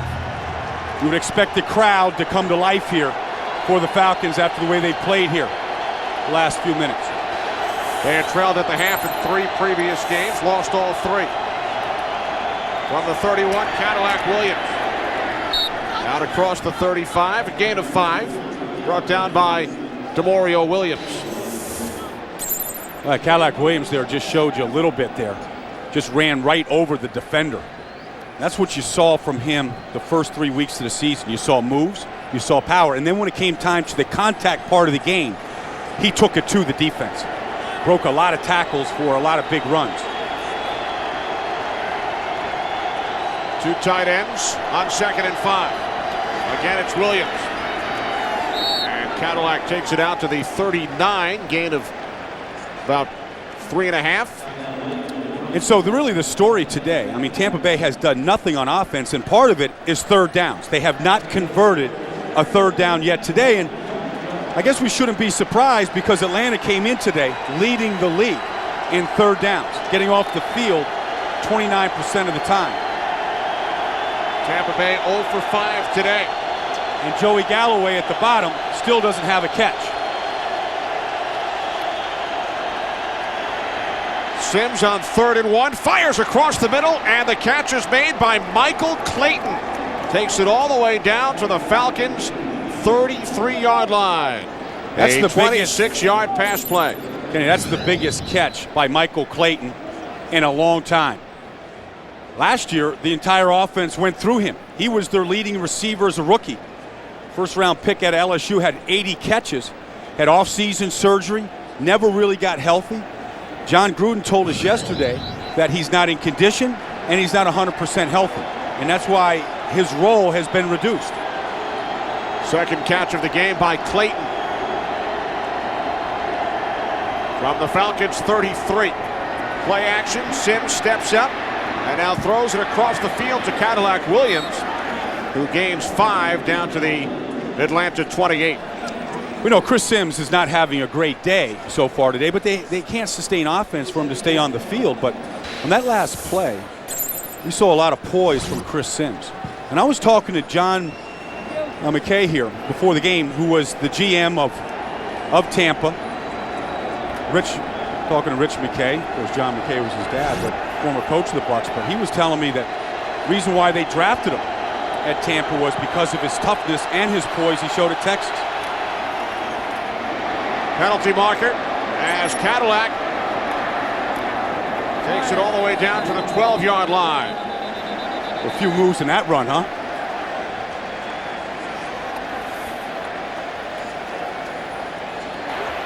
Holding on the defense, number 96. We're going to add 5 yards to the end of the run. That's on Antoine Automatic Lake. first down. 16-yard run and then a 5-yard penalty. Watch something about Cadillac Williams that you pick up just watching him. He always carries the ball in his left hand. Now he's going left here, so it's there, but he's one of those guys. Emmitt Smith was like that. Ball is always in his left hand. Why is that? It's just a comfort level. The hold right there is on Antoine Lake, attacking the center, John Wade. Michael Pittman in the backfield with Allstott. From the 7, this is Pittman. And Michael Pittman takes it all the way down to the 2-yard line. And really, it's the running game right now, John Gruden, that's really fueling this. Staying with it. Bringing an extra tight end in, Todd Stussy. Be an extra tight end on the line of scrimmage. He'll report in. An offensive tackle. A lot of people think that John Gruden, this West Coast guru guy, wants to throw the ball. He believes in the running game, the power of the running game, and that's what he wants to establish. Jameel Cook in the backfield with Allstott. 2nd and goal from the 2. Allstott up and over, and he is in for the touchdown. His 4th in the last 3 games.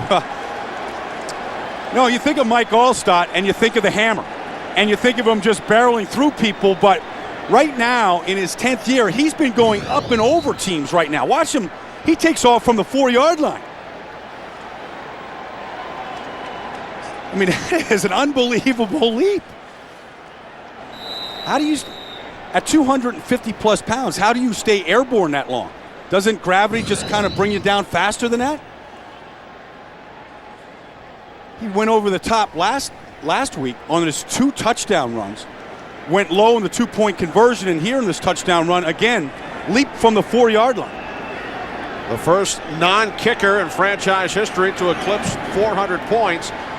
And remember, this drive kept alive by the first 3rd down conversion by the Bucs. The long pass to Clayton, and then the exclamation point by Allstott.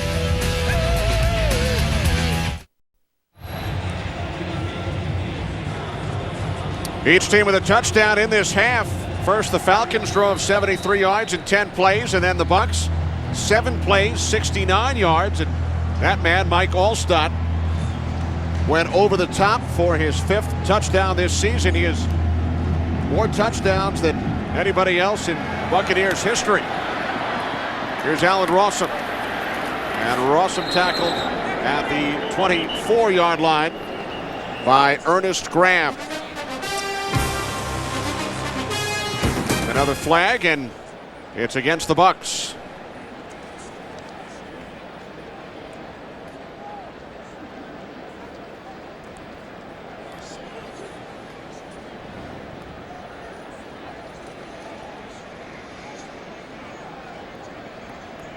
Busy day for Larry Nemmers and crew.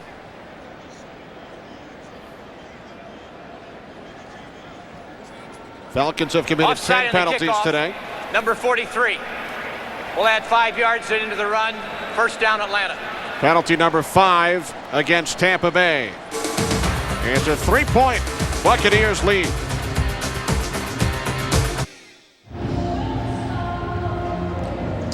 That's last week's hero for the Bucs, Mike Allstott, who has decided to get airborne in his 10th year. Last week, 2 touchdowns against the Redskins. And moments ago, here in Atlanta, although he did stay low on that two-point conversion against Washington. You got to mix it up. Now the Falcons from their 29-yard line, and T.J. Duckett gained 6. Allstott, when asked about that two-point conversion, he said it was the second biggest moment of his career following only the Super Bowl victory. Yeah, and it was an emotional win for him last week, an emotional day. In fact, he was seen out there at Raymond James Stadiums with his kids and his wife 2 hours after the game, just savoring the feeling, because he said, when you're in your 10th year, there's no guarantees that there's going to be an 11th year or another comeback victory like that. He's gone to the Pro Bowl 6 times. 2nd down and 5 from the 34. It's Duckett again. And he gains 3 out to the 37-yard line, setting up 3rd down and 2. And T.J. Duckett is really the Atlanta Falcons version of Mike Allstott. In fact, they're very similar. Very similar, you know, in how they're built, their size, what they're asked to do. Both guys give him an emotional lift. Look at just the thigh pads on T.J. Duckett. You know, Allstott has the same type frame. Something about guys that give you that short yardage punch. You know, crowd favorites. Vick on 3rd and 2, nearly intercepted by Brian Kelly, but there is a flag. Now another flag comes out. Simeon Rice again forced that bad throw. Holding defense number 21. 5-yard penalty, automatic 1st down. That's on the former Falcon, Jerron Bolden. Bolden, of course, the 3rd cornerback for the Bucs. Yeah, here he is right here against Roddy White. So he got his hands on him right there, and you know they started enforcing that 5-yard rule beyond 5 yards. Can't have your hands. And Simeon Rice again a factor in flushing Mike Vick. Automatic 1st down following the penalty. Falcons from their own 41. Duckett, the lone back. Long count. Vick spins away from Spires. Looking downfield. And the catch is made in Bucs territory. I think Vick was looking to throw it away, and Duckett said, look what I found. No. He was looking at T.J. Duckett now. You sure? I saw it. I saw it up here, Kenny, because I was looking at the magic of Vick on this play. Because he had one of those whoop moves. There's that spin right there. Now he's trying to stay alive. Literally. Nice flick of his wrist, and that's the hardest thing for a left-handed quarterback. So going hard to his right like that. Watch T.J. Duckett get behind the defense, behind Shelton Quarles, and adjusting to the ball. What does Gruden call Vick? Starship 7? Starship 7. That was the Starship 7 play right there, yeah. From the 39, wide receiver screen to Jenkins. And Michael Jenkins gains 6. Down to the 33. Michael Vick over 200 yards for the 3rd consecutive week. That's happened only once prior in his career.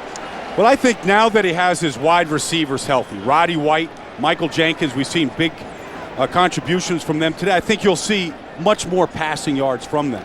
They're over 100 yards rushing today. They're getting a compliment from the passing game. Roddy White and Jenkins both out there right now.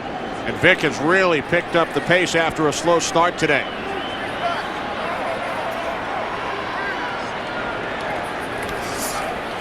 On 2nd down, Vick picks up the 1st, still on his feet, and a penalty marker as Vick took it out of bounds at the 15-yard line after gaining 18 on the run. Holding offense number 84. 10-yard penalty from the spot of the foul. It's coming back, holding on Roddy White. It'll still be 2nd down. Mike Vick was like, all that running for nothing. There's Roddy White on the outside. And he does. He's got a grab of the jerseys there. But Simeon Rice that time had the... Here is Simeon Rice here. He said he's faster than Mike Vick. And, you know, it's close. It's close. He usually plays to the right end. This time the left end. That's just a game plan thing. I don't know. I mean, Simeon Rice says, you know, he owns track shoes. He gets out on the track. He runs his 100-yard dashes. He said he was world-class speed at Illinois, ran track there. Somehow I think Vick might take him in a foot race. Second down and 1. Here's Dunn. And Warwick Dunn picks up the first. Down at the 25-yard line. You know, Vick's 2 longest runs, his 2 best runs of the day, 10 yards and 18 yards, have been called back. And again, some extracurricular activity. Well, that's Andre Walsh. That's the umpire at the bottom of that pile who's trying to get up. He's yelling at Dwayne White, defensive end. Even the officials are getting caught in the pile. Yeah.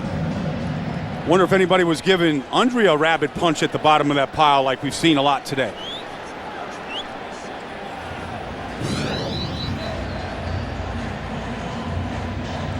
Warwick Dunn trying to get up, and he can't get off the pile, and there's kicking going on down there. Here's Andre trying to get in there to get guys separated. He gets pulled into the pile. That's keep the hands off those guys. That is the most difficult job in officiating, standing right behind the melee that happens every play. Vick's pass is caught by the fullback McCrary, but he was met immediately by Ryan Neese. Gain of 2. 129 yards on the ground for the NFL's #1 rushing offense. Vick over 200 in the air. Ken, you know, we showed where Andre Walsh stands, the umpire. With left-handed quarterbacks, the referee stands on the other side of the field. He always stands to the play hand side of the quarterback. Today he's over there because the 2 left-handed quarterbacks. He's on the left-hand side the entire day today. That will do it for quarter number 3. Each team with a touchdown in the third quarter. Michael Vick, a 4-yard scoring pass to Algie Crumpler. And then Mike Allstott went up and over from 2 yards out as the Bucs regained the 3-point lead. Tampa Bay 20, Atlanta 17. Fox NFL Sunday will return after these messages and a word from your local Fox station.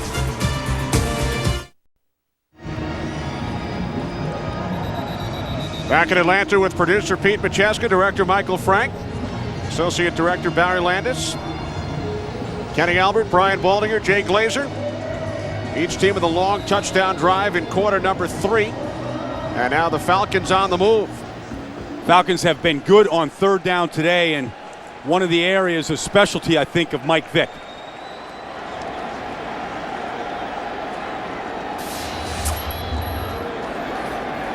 Vick on third down. Falcons pick up the first. Brian Finneran down to the Tampa Bay 4.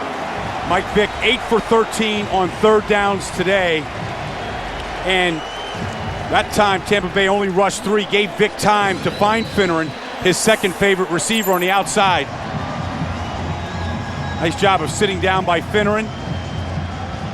Hanging on to the ball, and good reaction by Mike Vick, yeah. Vick now 10 for his last 13 after a slow start. Really has settled down here. First and goal from the 4, Griffith and Duckett in the backfield. TJ Duckett met first by the safety Calvin Pearson. Started today's game for the injured Dexter Jackson. That's a load coming at Calvin Pearson here today. He's a little shook up. He took TJ Duckett right on. You know, they had a lot of problems at safety. They're without 2 safeties today, both Dexter Jackson and Will Allen. Yeah, I mean, that's the contact right there. TJ Duckett, I mean, it was 1-on-1 right in the hole here. Here comes Duckett on a cutback. Pearson's got to fill that hole, and he felt that 255 pounds.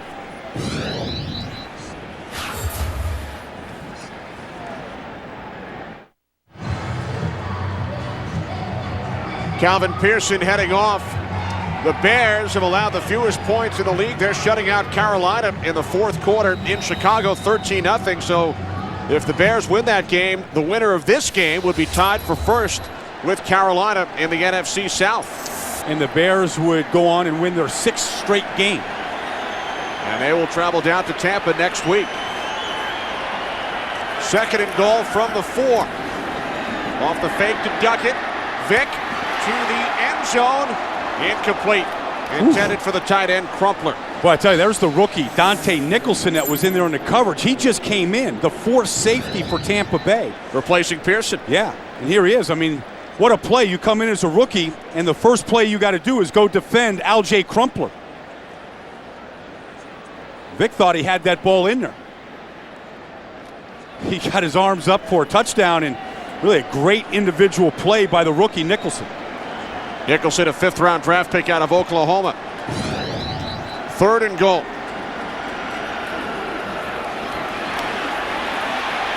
Vick decides to take off and is brought down at the 2.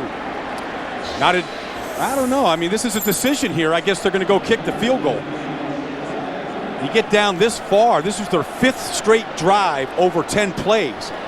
You want to finish the drive off. Really, they left Vick alone. They tried to make him throw that football, and they covered everybody. This will be a 20-yard attempt for Peterson, who hit from 31 earlier. Peterson perfect, 13 of 13 this season. Schaub is the holder. Peterson remains perfect, and this game is tied at 20.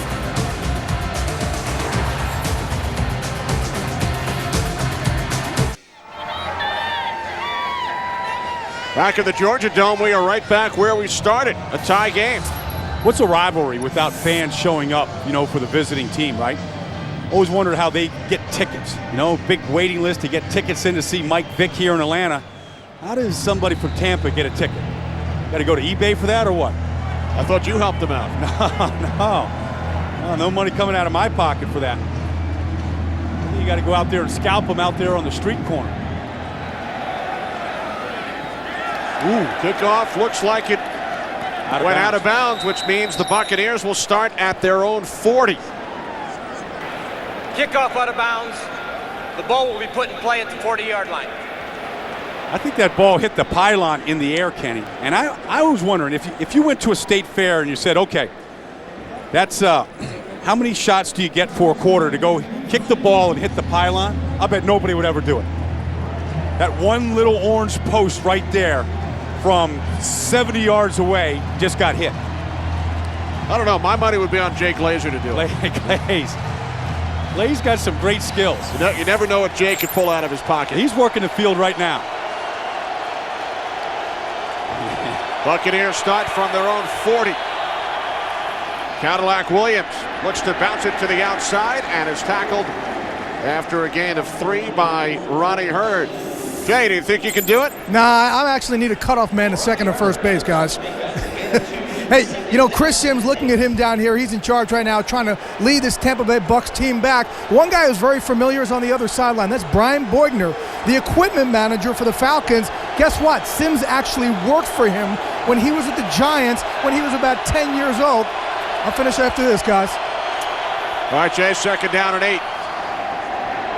Sims fires, and it's intercepted by Keith Brooking. The first Buccaneers turnover. And for Brooking, his 3rd pick of the season.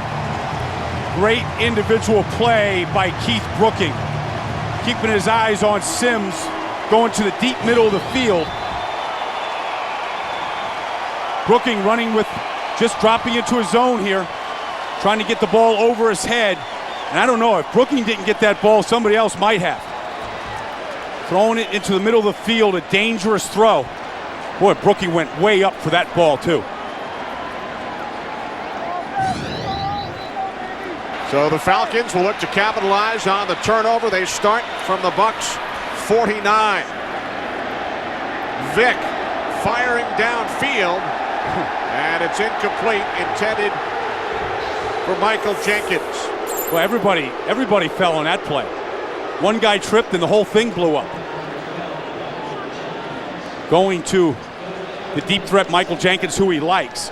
He likes his size, 6'5" with long arms. Mike said that, I'm not the most accurate guy. If I've got tall receivers, I've got greater range to throw the football to them. Coaching staff would like Vick to be right around 60% as far as completion percentage. He's just under 58 coming into the game today. Here's Duckett. And Duckett gains 1 down to the 48 as we go back downstairs to Jay. Guys, as I was saying, Brian Boigner actually had Chris Sims work for him when he was the equipment guy for the New York Giants 14 years ago. He said that Phil and Chris would kind of sneak into the locker room at Fairleigh Dickinson University in training camp and try and throw into a net. And way back then when Chris was 10 years old, they said, oh my God, everybody come out, look at the arm on this kid. They knew back then this is more than just Phil Sims' kid. He would one day go on to the NFL. Back to you. Phil Sims had to sneak into the locker room? I can't believe that. Maybe to sneak out onto the field and throw all those passes. 3rd down and 9. Vick complete. Roddy White, first down.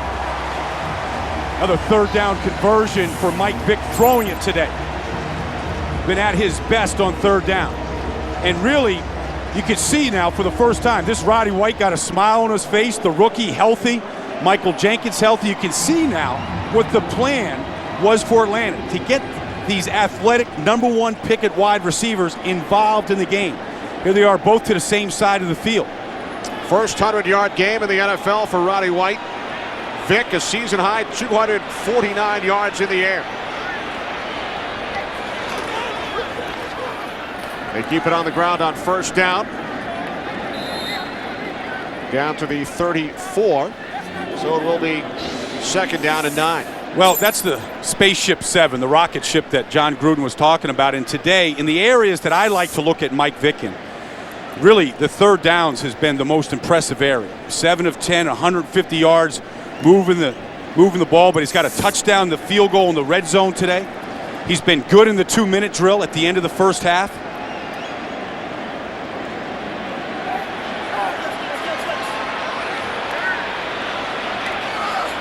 Second down and 9. Woo. Again, looking for Jenkins as we check in with James Brown in Los Angeles. JB. Hey, Kenny, after an Eagles pass interference call, Giants get it at the 1. Shockey hasn't had a catch all day. Why not make it a big one? Touchdown strike from Manning. 20-10 Giants, who are trying to stay atop the NFC East, tied with Dallas. They're on top. 12 minutes left in regulation. Back to Kenny Albert. All right, JB, and Brian Troy Aikman reminded us on the pregame show the Giants in recent years just 1-5 against backup quarterbacks, playing against Mike McMahon today, and that included a loss to the Falcons 3 years ago with Doug Johnson playing for the injured Michael Vick. Good note right there, Kenny. They did some digging on that one. Thanks to Troy Aikman for that note. Vick complete down to the 21-yard line, a first down for Jenkins.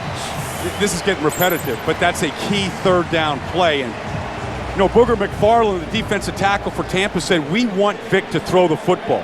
Teams don't think Mike Vick can beat him from the pocket, and today, with only 1 yard rushing, he is beating him from the pocket. You see, he looked left, came back right, and you can see what a difference it makes when he gets Jenkins and Roddy White both on the field, both healthy. Along with Brian Finner and Alge Crumpler, he's got a lot of weapons to work with. From the Bucs 21, Warwick Dunn. Penalty marker on the play.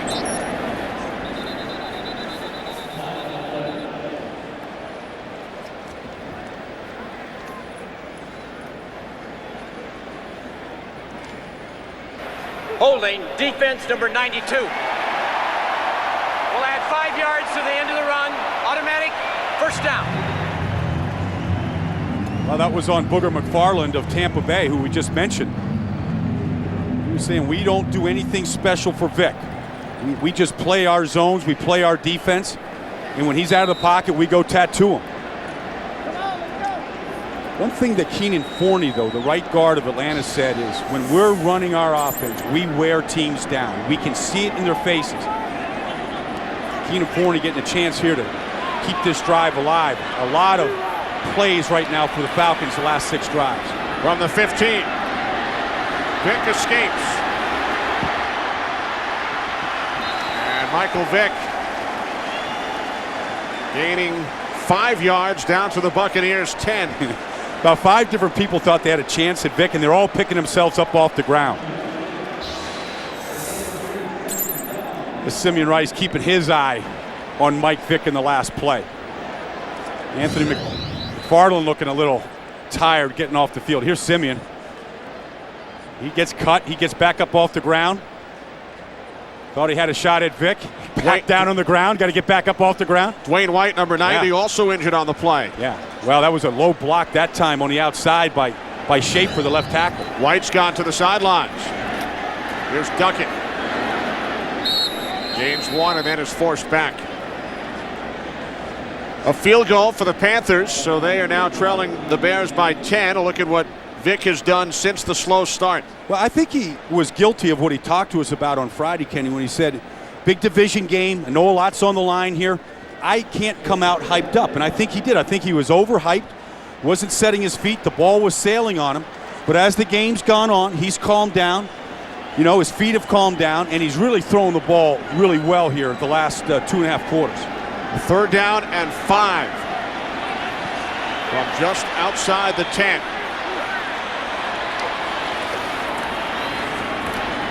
Vick to the end zone for Jenkins. Touchdown.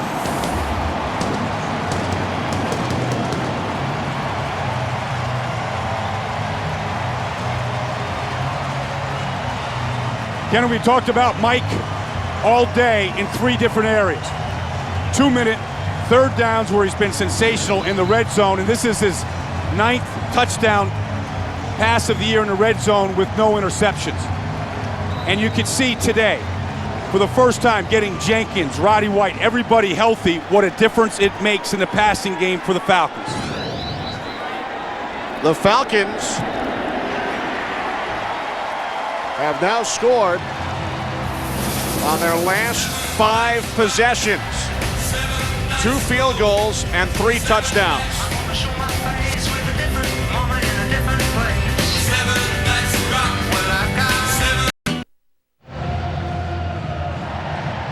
Michael Vick has led the Falcons to scores on their last 5 possessions. He has taken over this game, and with it, the Falcons are in position to take over the division. They need him to play like this if they want to do what they want to accomplish and win this NFC South. Ernest Graham on the return for the Bucs. Graham takes it out to the 28. Midway through the 4th quarter, Bucs trailing by 7. Fox NFL Sunday is sponsored by Lowe's, where improving home improvement never ends.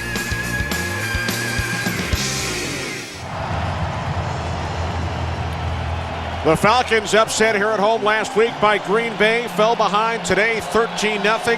Now lead by 7. You know, Jim Mora went to the U2 concert here on Friday night. It's almost like they're watching Bono out there right now. They are hyped up and into it. From the 29 on 1st down. Nice change of direction by Cadillac Williams. Takes it out to the 37. Gain of 8. 2nd and 2 coming up. These Falcons will be in action again on Fox this Thursday. On Thanksgiving Day in Detroit against the Lions. It all gets underway with the pregame show at 11:30 in the morning Eastern, 8:30 Pacific. Falcons and the Lions Thursday on Fox. 2nd down and 2. Williams. Nice push, and Cadillac picks up the 1st down out at the 41. Well, you know, Chris Sims was the hero last week. Threw the 3 touchdown passes, no interceptions, and brought his team back in the final minute for the winning score. So he has done it. He said it was his first 2-minute drive he's had in college and the pros. So he didn't have any at Texas. He didn't have any in the pros. It was his first opportunity. He executed it, and here he is being asked to bring the team from behind here in the 4th quarter. From the 41. On 1st down, play action. Sims throws, and the catch is made by Clayton at the Falcons 45, tackled by Brian Scott. 14-yard pickup. Well, Michael Clayton getting involved in this game because Joey Galloway is on the sideline. Nice bootleg here. Another southpaw, left-hander. You know, you want to kind of roll him out to his side of the field where he's more comfortable throwing it. Good job of throwing that ball on the run. Galloway has checked back in. No receptions today for Galloway on his 34th birthday. Yeah, that's not any way to celebrate the birthday.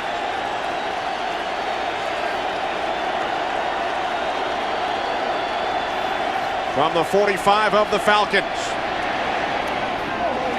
Off the fingertips of Galloway. Sims told us yesterday Galloway's his best friend on the team, but he didn't even know that today is Joey's birthday. Yeah, well, we had to remind him of that. Maybe a touchdown pass here in the fourth quarter would help him, but really, John Gruden, his strength is finding matchups and exposing matchups. And so I know John is trying to get Galloway one-on-one with one of the safeties. He hasn't gotten it done today, but Galloway's in the slot where he's most effective right now, and he's got a safety on him. Right here, Brian Scott. That's where he wants to attack. 2nd and 10. Sims just got rid of it. And the catch is made, brought down to the 32-yard line. First catch today by the tight end, Anthony Becht. That's a nice throw by Chris Sims. And he was about to get drilled. Yeah, he did get drilled. Patrick Kearney coming free from his back. His head slammed on the turf that time, but hung in there. Doesn't feel as bad because the completion was made. Absolutely. He couldn't protect his head all that time. Anthony Davis, left tackle, slow getting up. Sims slow to getting up. First down from the Atlanta 32. Williams. Cadillac down to the 26-yard line. You see him, he's starting to pick it up too, Kenny. I mean, he's making those cuts. He's getting away from the defenders. He's breaking tackles. Anthony Becht slow to get up. Cadillac Williams now with 94 yards on the ground. Looks fresh too. That's more yardage than in the last 4 games combined. Well, the only time he's ever played in this building was a year ago in the SEC championship game, where he ran for 100 yards that day and scored a touchdown. Said he likes this surface. Speaking of the SEC championship game, Georgia won yesterday. They're going to play in the SEC championship game, and they honored their 25-year anniversary team. And Herschel Walker doesn't look any different today than he did 25 years ago. Neither do you.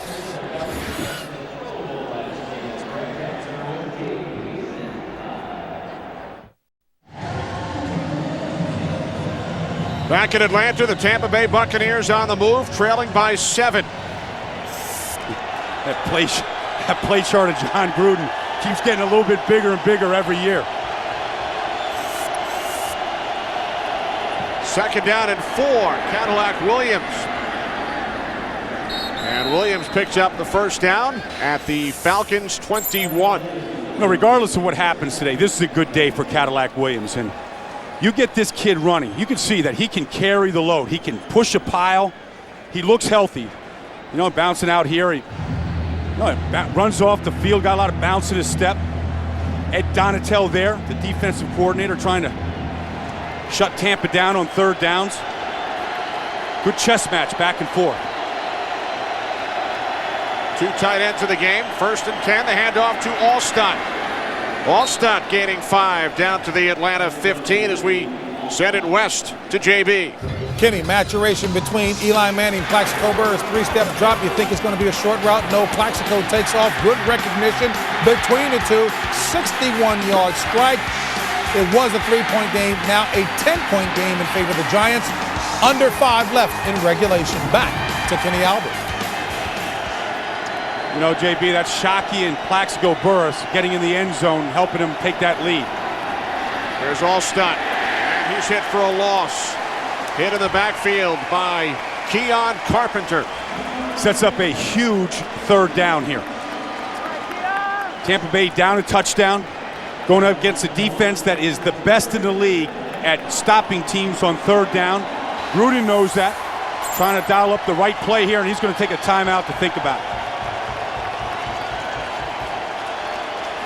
3rd down and 6 coming up for the Buccaneers. When we return, they trail by a touchdown.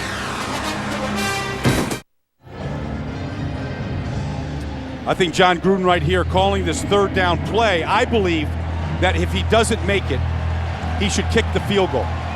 and then you'd still have 2 timeouts and the 2-minute warning left to come back. I don't know, because if you kick a field goal, you still need a touchdown.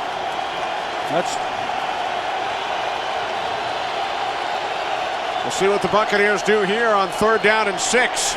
Sims under pressure, gets rid of it to Cadillac, and he is inside the 10, down to the 9, a Buccaneers first down. Well, I guess that whole point is mute. I would say to follow up on your comeback, Kenny, on that, is that Tampa Bay doesn't, after last week, want to play for a tie. They want to go for the win.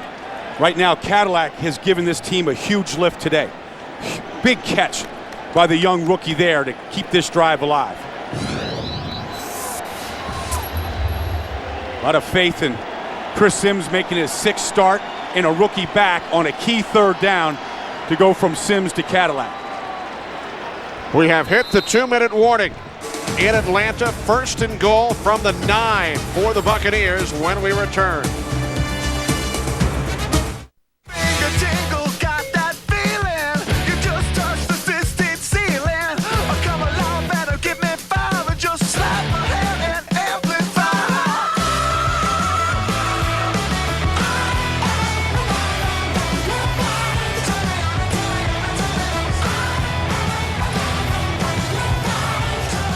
This NFC South matchup going right down to the wire. 2 minutes remaining. Buccaneers trailing by 7. 1st and goal from the Falcons 9. Cadillac Williams over the 100-yard mark and into the end zone for the touchdown. It's a way to finish a drive and finish a run. And the rookie is back. Nobody needs to talk about the foot, the hamstring, or anything. Kid has given this team a lift from the first time he touched the ball today when he went 30 yards on the first run of the day. Again, Chris Sims here brings his team back from behind late in the 4th quarter, and this was not an easy thing last week against Washington. John Gruden not going for 2 this week. Matt Bryant for the tie. It's the Buccaneers 27 and the Falcons 27 with 1:55 remaining. Watch the blocking up front here as Cadillac Williams went in almost untouched. They are a power O team. They pull the right guard, Sean Mahan right there. Gets a good block from Allstott. Cadillac Williams, I think, likes the Georgia Dome. Won the SEC championship game here for Auburn a year ago when he went for 100 yards, and over 100 yards here today, and broken out of a big slump. And if Tampa is going to go anywhere this year, it's going to be behind the wheels of the Cadillac.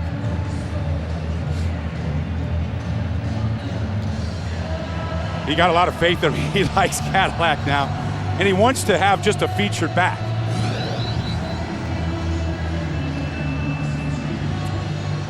You know, the 108 yards there is nice, but the 13 receiving yards, the big catch was on 3rd and 6 here on this last drive, keeping that drive alive, allowing him to take that touchdown run in. A look at his numbers in the SEC championship game against Tennessee. Now keep in mind, the Falcons have all 3 of their timeouts, and they have scored on 5 straight drives. Yeah, and I said all day that you have to evaluate Mike Vick in 3 areas. In the red zone, on 3rd downs, and then in the 2-minute drill. And we'll get a chance here to watch Mike Vick in this 2-minute drill. Ryan's kickoff bounces into the end zone, so the Falcons will start from their own 20. They have 3 timeouts remaining, and Michael Vick has been outstanding over the last 2.5 quarters.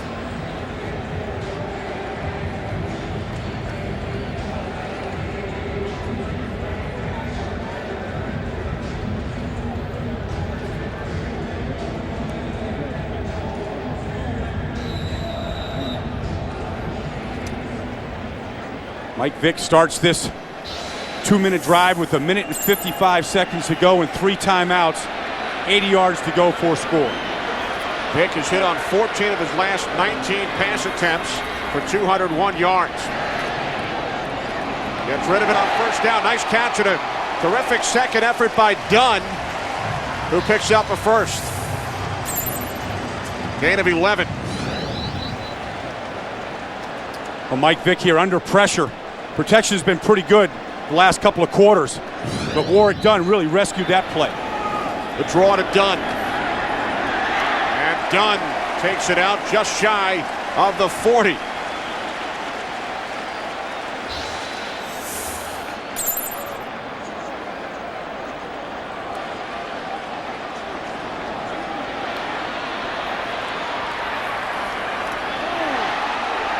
Vick lost the football, and the Buccaneers have recovered with 1:07 remaining in a tie game.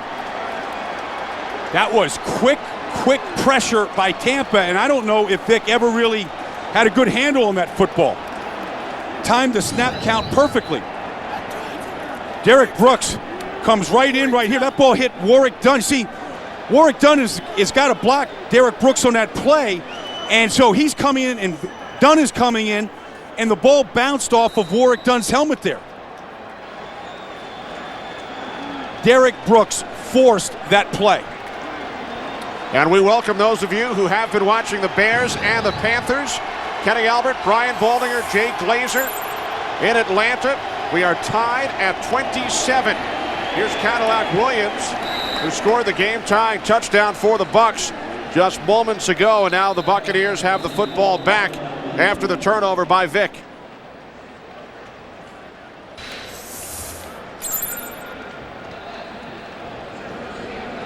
By virtue of the Bears' victory over Carolina this afternoon, the Panthers drop to 7-3, and the winner of this game will move into a tie for first place with Carolina.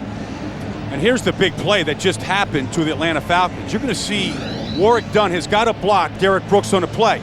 He comes into the picture, and when he does, he knocks the ball right out of Mike Vick's hands.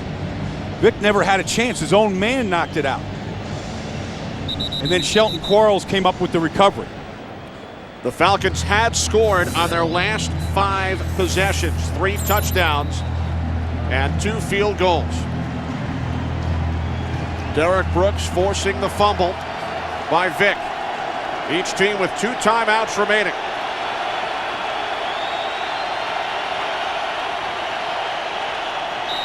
And now Sims calls another timeout.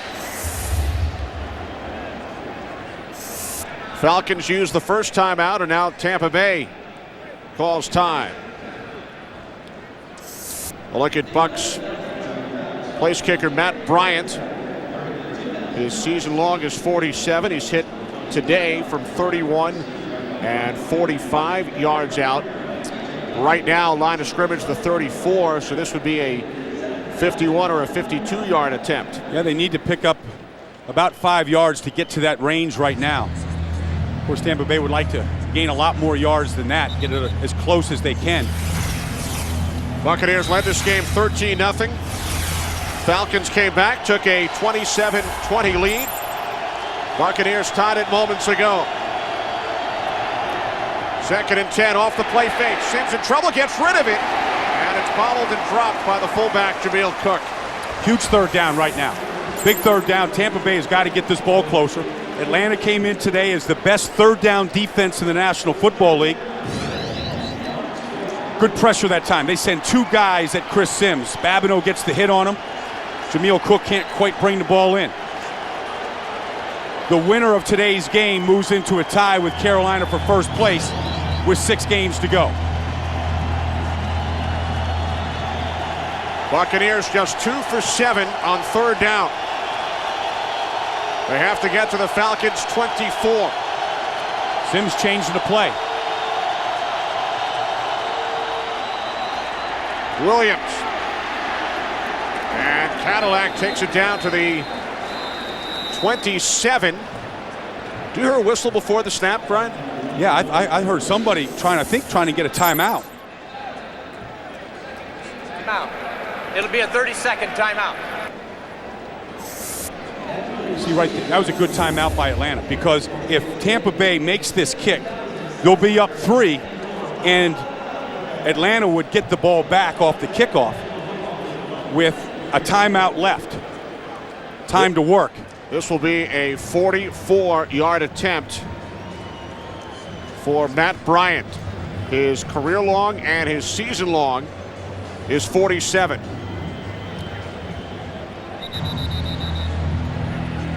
Michael Vick, 283 yards in the air. That's a season high. A couple of touchdowns. Cadillac Williams, his fourth 100-yard game. Officially a 45-yard attempt for Matt Bryant. Josh Bidwell, the holder.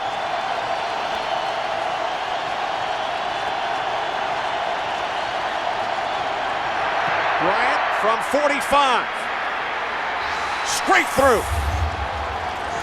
Dead, solid, perfect. But 42 seconds remain and a timeout for Atlanta. With a kicker in Todd Peterson that has not missed this year, but Chris Sims at the moment feels pretty good about what he's done on his last couple of drives.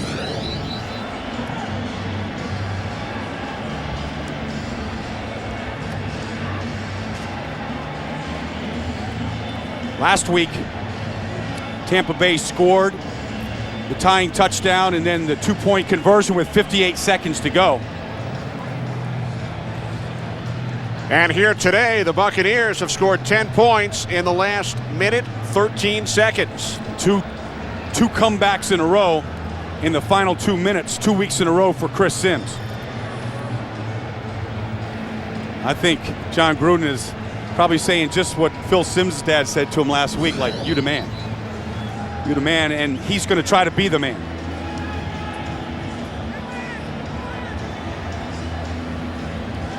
Now keep in mind, you just had a look at the Falcons punter on the right, number 9, Michael Kanan. Yeah. He hit a 58-yard field goal earlier this season against New England. At the end of the first half, he's their long-range field goal kicker. They feel he can kick the ball from 60 yards on a field goal. Todd Peterson's season long is 41. Kanan hit from 58. Here's Rossum on the return for the Falcons. Cuts to the outside. Penalty marker as Rossum is knocked out of bounds at the 34-yard line. And another penalty flag just came in late on the sidelines.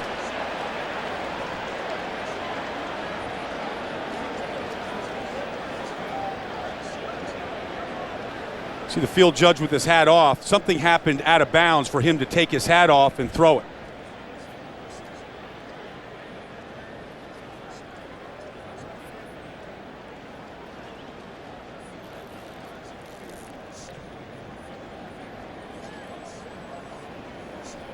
If you're Mike Vick, you want to huddle your offense up right now and talk about what you have to do with 37 seconds to go in a timeout, regardless of where you start the drive from. Start talking about what you need to do. What plays you want to run. We have 2 fouls on the play. We have a block in the back on the return against number 20. We have a personal foul for a late hit out of bounds on Tampa Bay. Those are 2 fouls after the change of possession. We're going to put the ball in play at the end of the run. First down, Atlanta. That's good for Atlanta. You see where the late hit occurred. I think it was on the kicker. I think it was on Matt Bryant that came over and gave a stupid shot at the end of that play.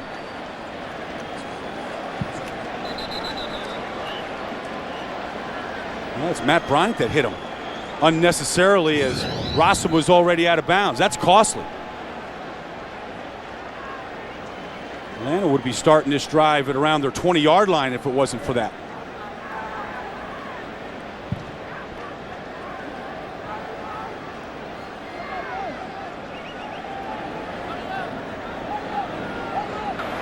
We have a correction on the play.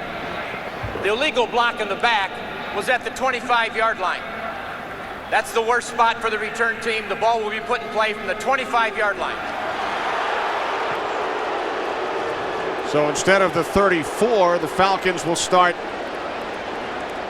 9 yards deeper in their own territory at the 25. They have 1 timeout and 37 seconds remaining. They trail by 3. Well, we talked about it today, the 3 areas of Mike Vick. What can he do in the 2-minute drill? Needs to get about 35 yards of offense here to have a shot at the field goal. From the 25 on first down, Vick escapes. Penalty marker has been thrown. Roddy White, the intended receiver. And another flag. Jermaine Phillips made contact. 2 flags on the play. Going to be defensive pass interference down the field.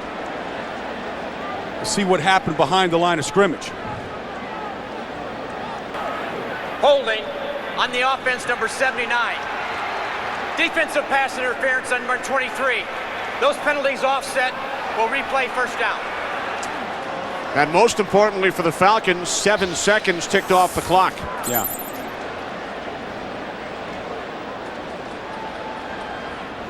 Offsetting penalties, a hold against Atlanta, and a pass interference call on Jermaine Phillips of Tampa Bay. Well, you know, they drafted these guys, Roddy White and Michael Jenkins, because they can run. And they're both on the field right now, and this is a great chance for them to show their speed. Again, 1st and 10. Falcons from their own 25, trailing by 3.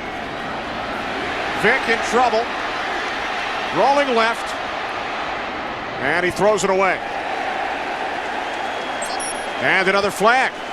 Yep. 8 more seconds rolled off the clock. Personal foul. Roughing the passer, number 96. Extending the arms after the pass was thrown. 15 yards from the previous spot, first down. That's on Ellis Wims. You can't believe it. 15 yards will give the Falcons a first down on their own 40. That's 3 straight penalties on the Bucs here. And believe me, keeping the Falcons alive. Right now, the Falcons need 1 play. They have a timeout. 22 seconds. You can throw the ball over the middle of the field. You still have a timeout if you're in the distance there where you can go try for a kick. So their chances are very much alive here. They're at the 40. They need to get to about the 35. They need about 25 yards of offense here. That blue line indicates a 60-yard field goal attempt. Remember, Kanan hit from 58 earlier this year. Vick fires, and it's dropped by Roddy White. I'll tell you this. It's almost better that he dropped that pass right there, because you would have had to burn a timeout with 17 seconds to go if he caught it, and you would have still not been in distance field goal range. You've got to throw the ball further down the field or throw it to the sidelines where you can get out of bounds. See, if you catch that ball right there, you either call a timeout right there, Kenny, where you stop the clock with no timeouts left. You're almost better off coming back to the line of scrimmage. 2nd and 10 from the 40. 17 seconds remaining. Vick complete. Jenkins tackled inbounds at the 41. Falcons use their final timeout. This is 19-yard pass play. This would be about a 58-yard field goal attempt. We've been talking about it. Michael Kanan, you can see Michael Jenkins here working down the field, working in between that zone. Good throw by Vick.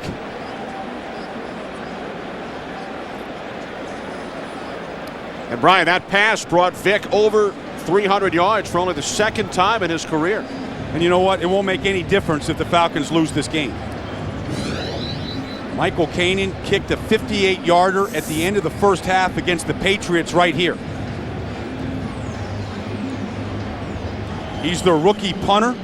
He also is their long field goal specialist. And that 58-yard kick was the longest ever by a kicker on his first career attempt. So 9 seconds remaining. Falcons out of timeouts.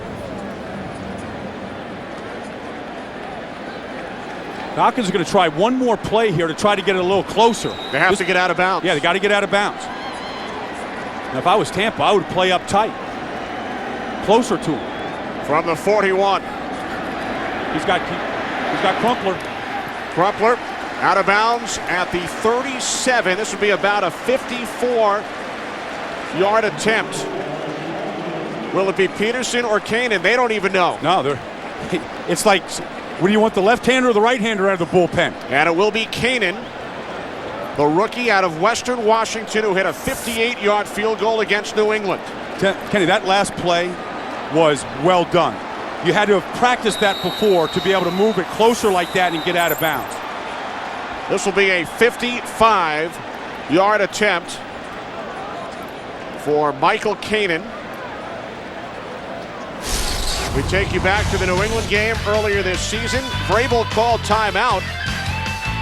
Kanan missed the first kick, and then the Patriots were awarded the timeout. He got another shot and hit from 58. Yeah, I remember talking to the special teams coach, Joe DeCamillis, and he knew that as soon as they got a chance for the second one, that there's no way he was going to miss it. A rookie out of Western Washington. Trying to get a game-tying kick to send this thing into overtime. John Gruden made a bold move last week to go for 2 rather than the tie. Won that game as a result. Mike Vick did a nice job in that 2-minute drill to get him to this position. John Gruden probably trying to see if they can get this last play checked or reviewed. Of course, the review would be from the upstairs. In the final 2 minutes, every play is looked at by the replay officials up in the booth. Question is, did Crumpler have possession and get both feet in? Well, it's ruled a catch, so you have to show visual evidence that he didn't catch. General Manager Rich McKay. Now, if you did not catch it, it would push Kanan back 4 yards to the 41. Yeah, you know, from the looks we had, Kenny, I don't think you could overturn it just from what we see. And Larry Nemmers there looking under the hood is looking at the same angles that we just showed. So it will either be a 55 or a 59-yard field goal attempt, depending on what Larry Nemmers rules on this play, which was ruled a catch on the field by Crumpler. The ruling on the field was a reception at the 37. Here's another angle. I don't know, you can't see the ball, so you don't know when he actually had possession from that angle. That side judge, though, had a great look at it, and he ruled it a catch. And Michael Kanan trying to stay as calm as he can.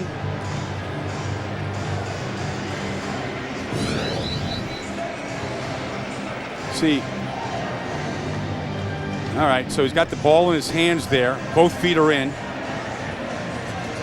I don't know, he's doing the moonwalk out of bounds there. I don't think you can overturn it based on that look.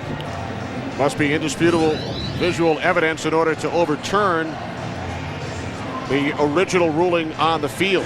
Boy, John Gruden has been involved in a lot of these kind of plays this year. Final touchdown by Detroit against Tampa early in the year at Tampa. Got overturned, won the game as a result. Last week, Mike Allstott's 2-point conversion was reviewed upstairs, much like this. Said that it was a conversion. After reviewing the play, the ruling on the field stands. It was a catch at the sideline. It'll be second down. So it will be a 55-yard attempt for Kanan. Falcons trailing by 3, 5 seconds remaining, fourth quarter.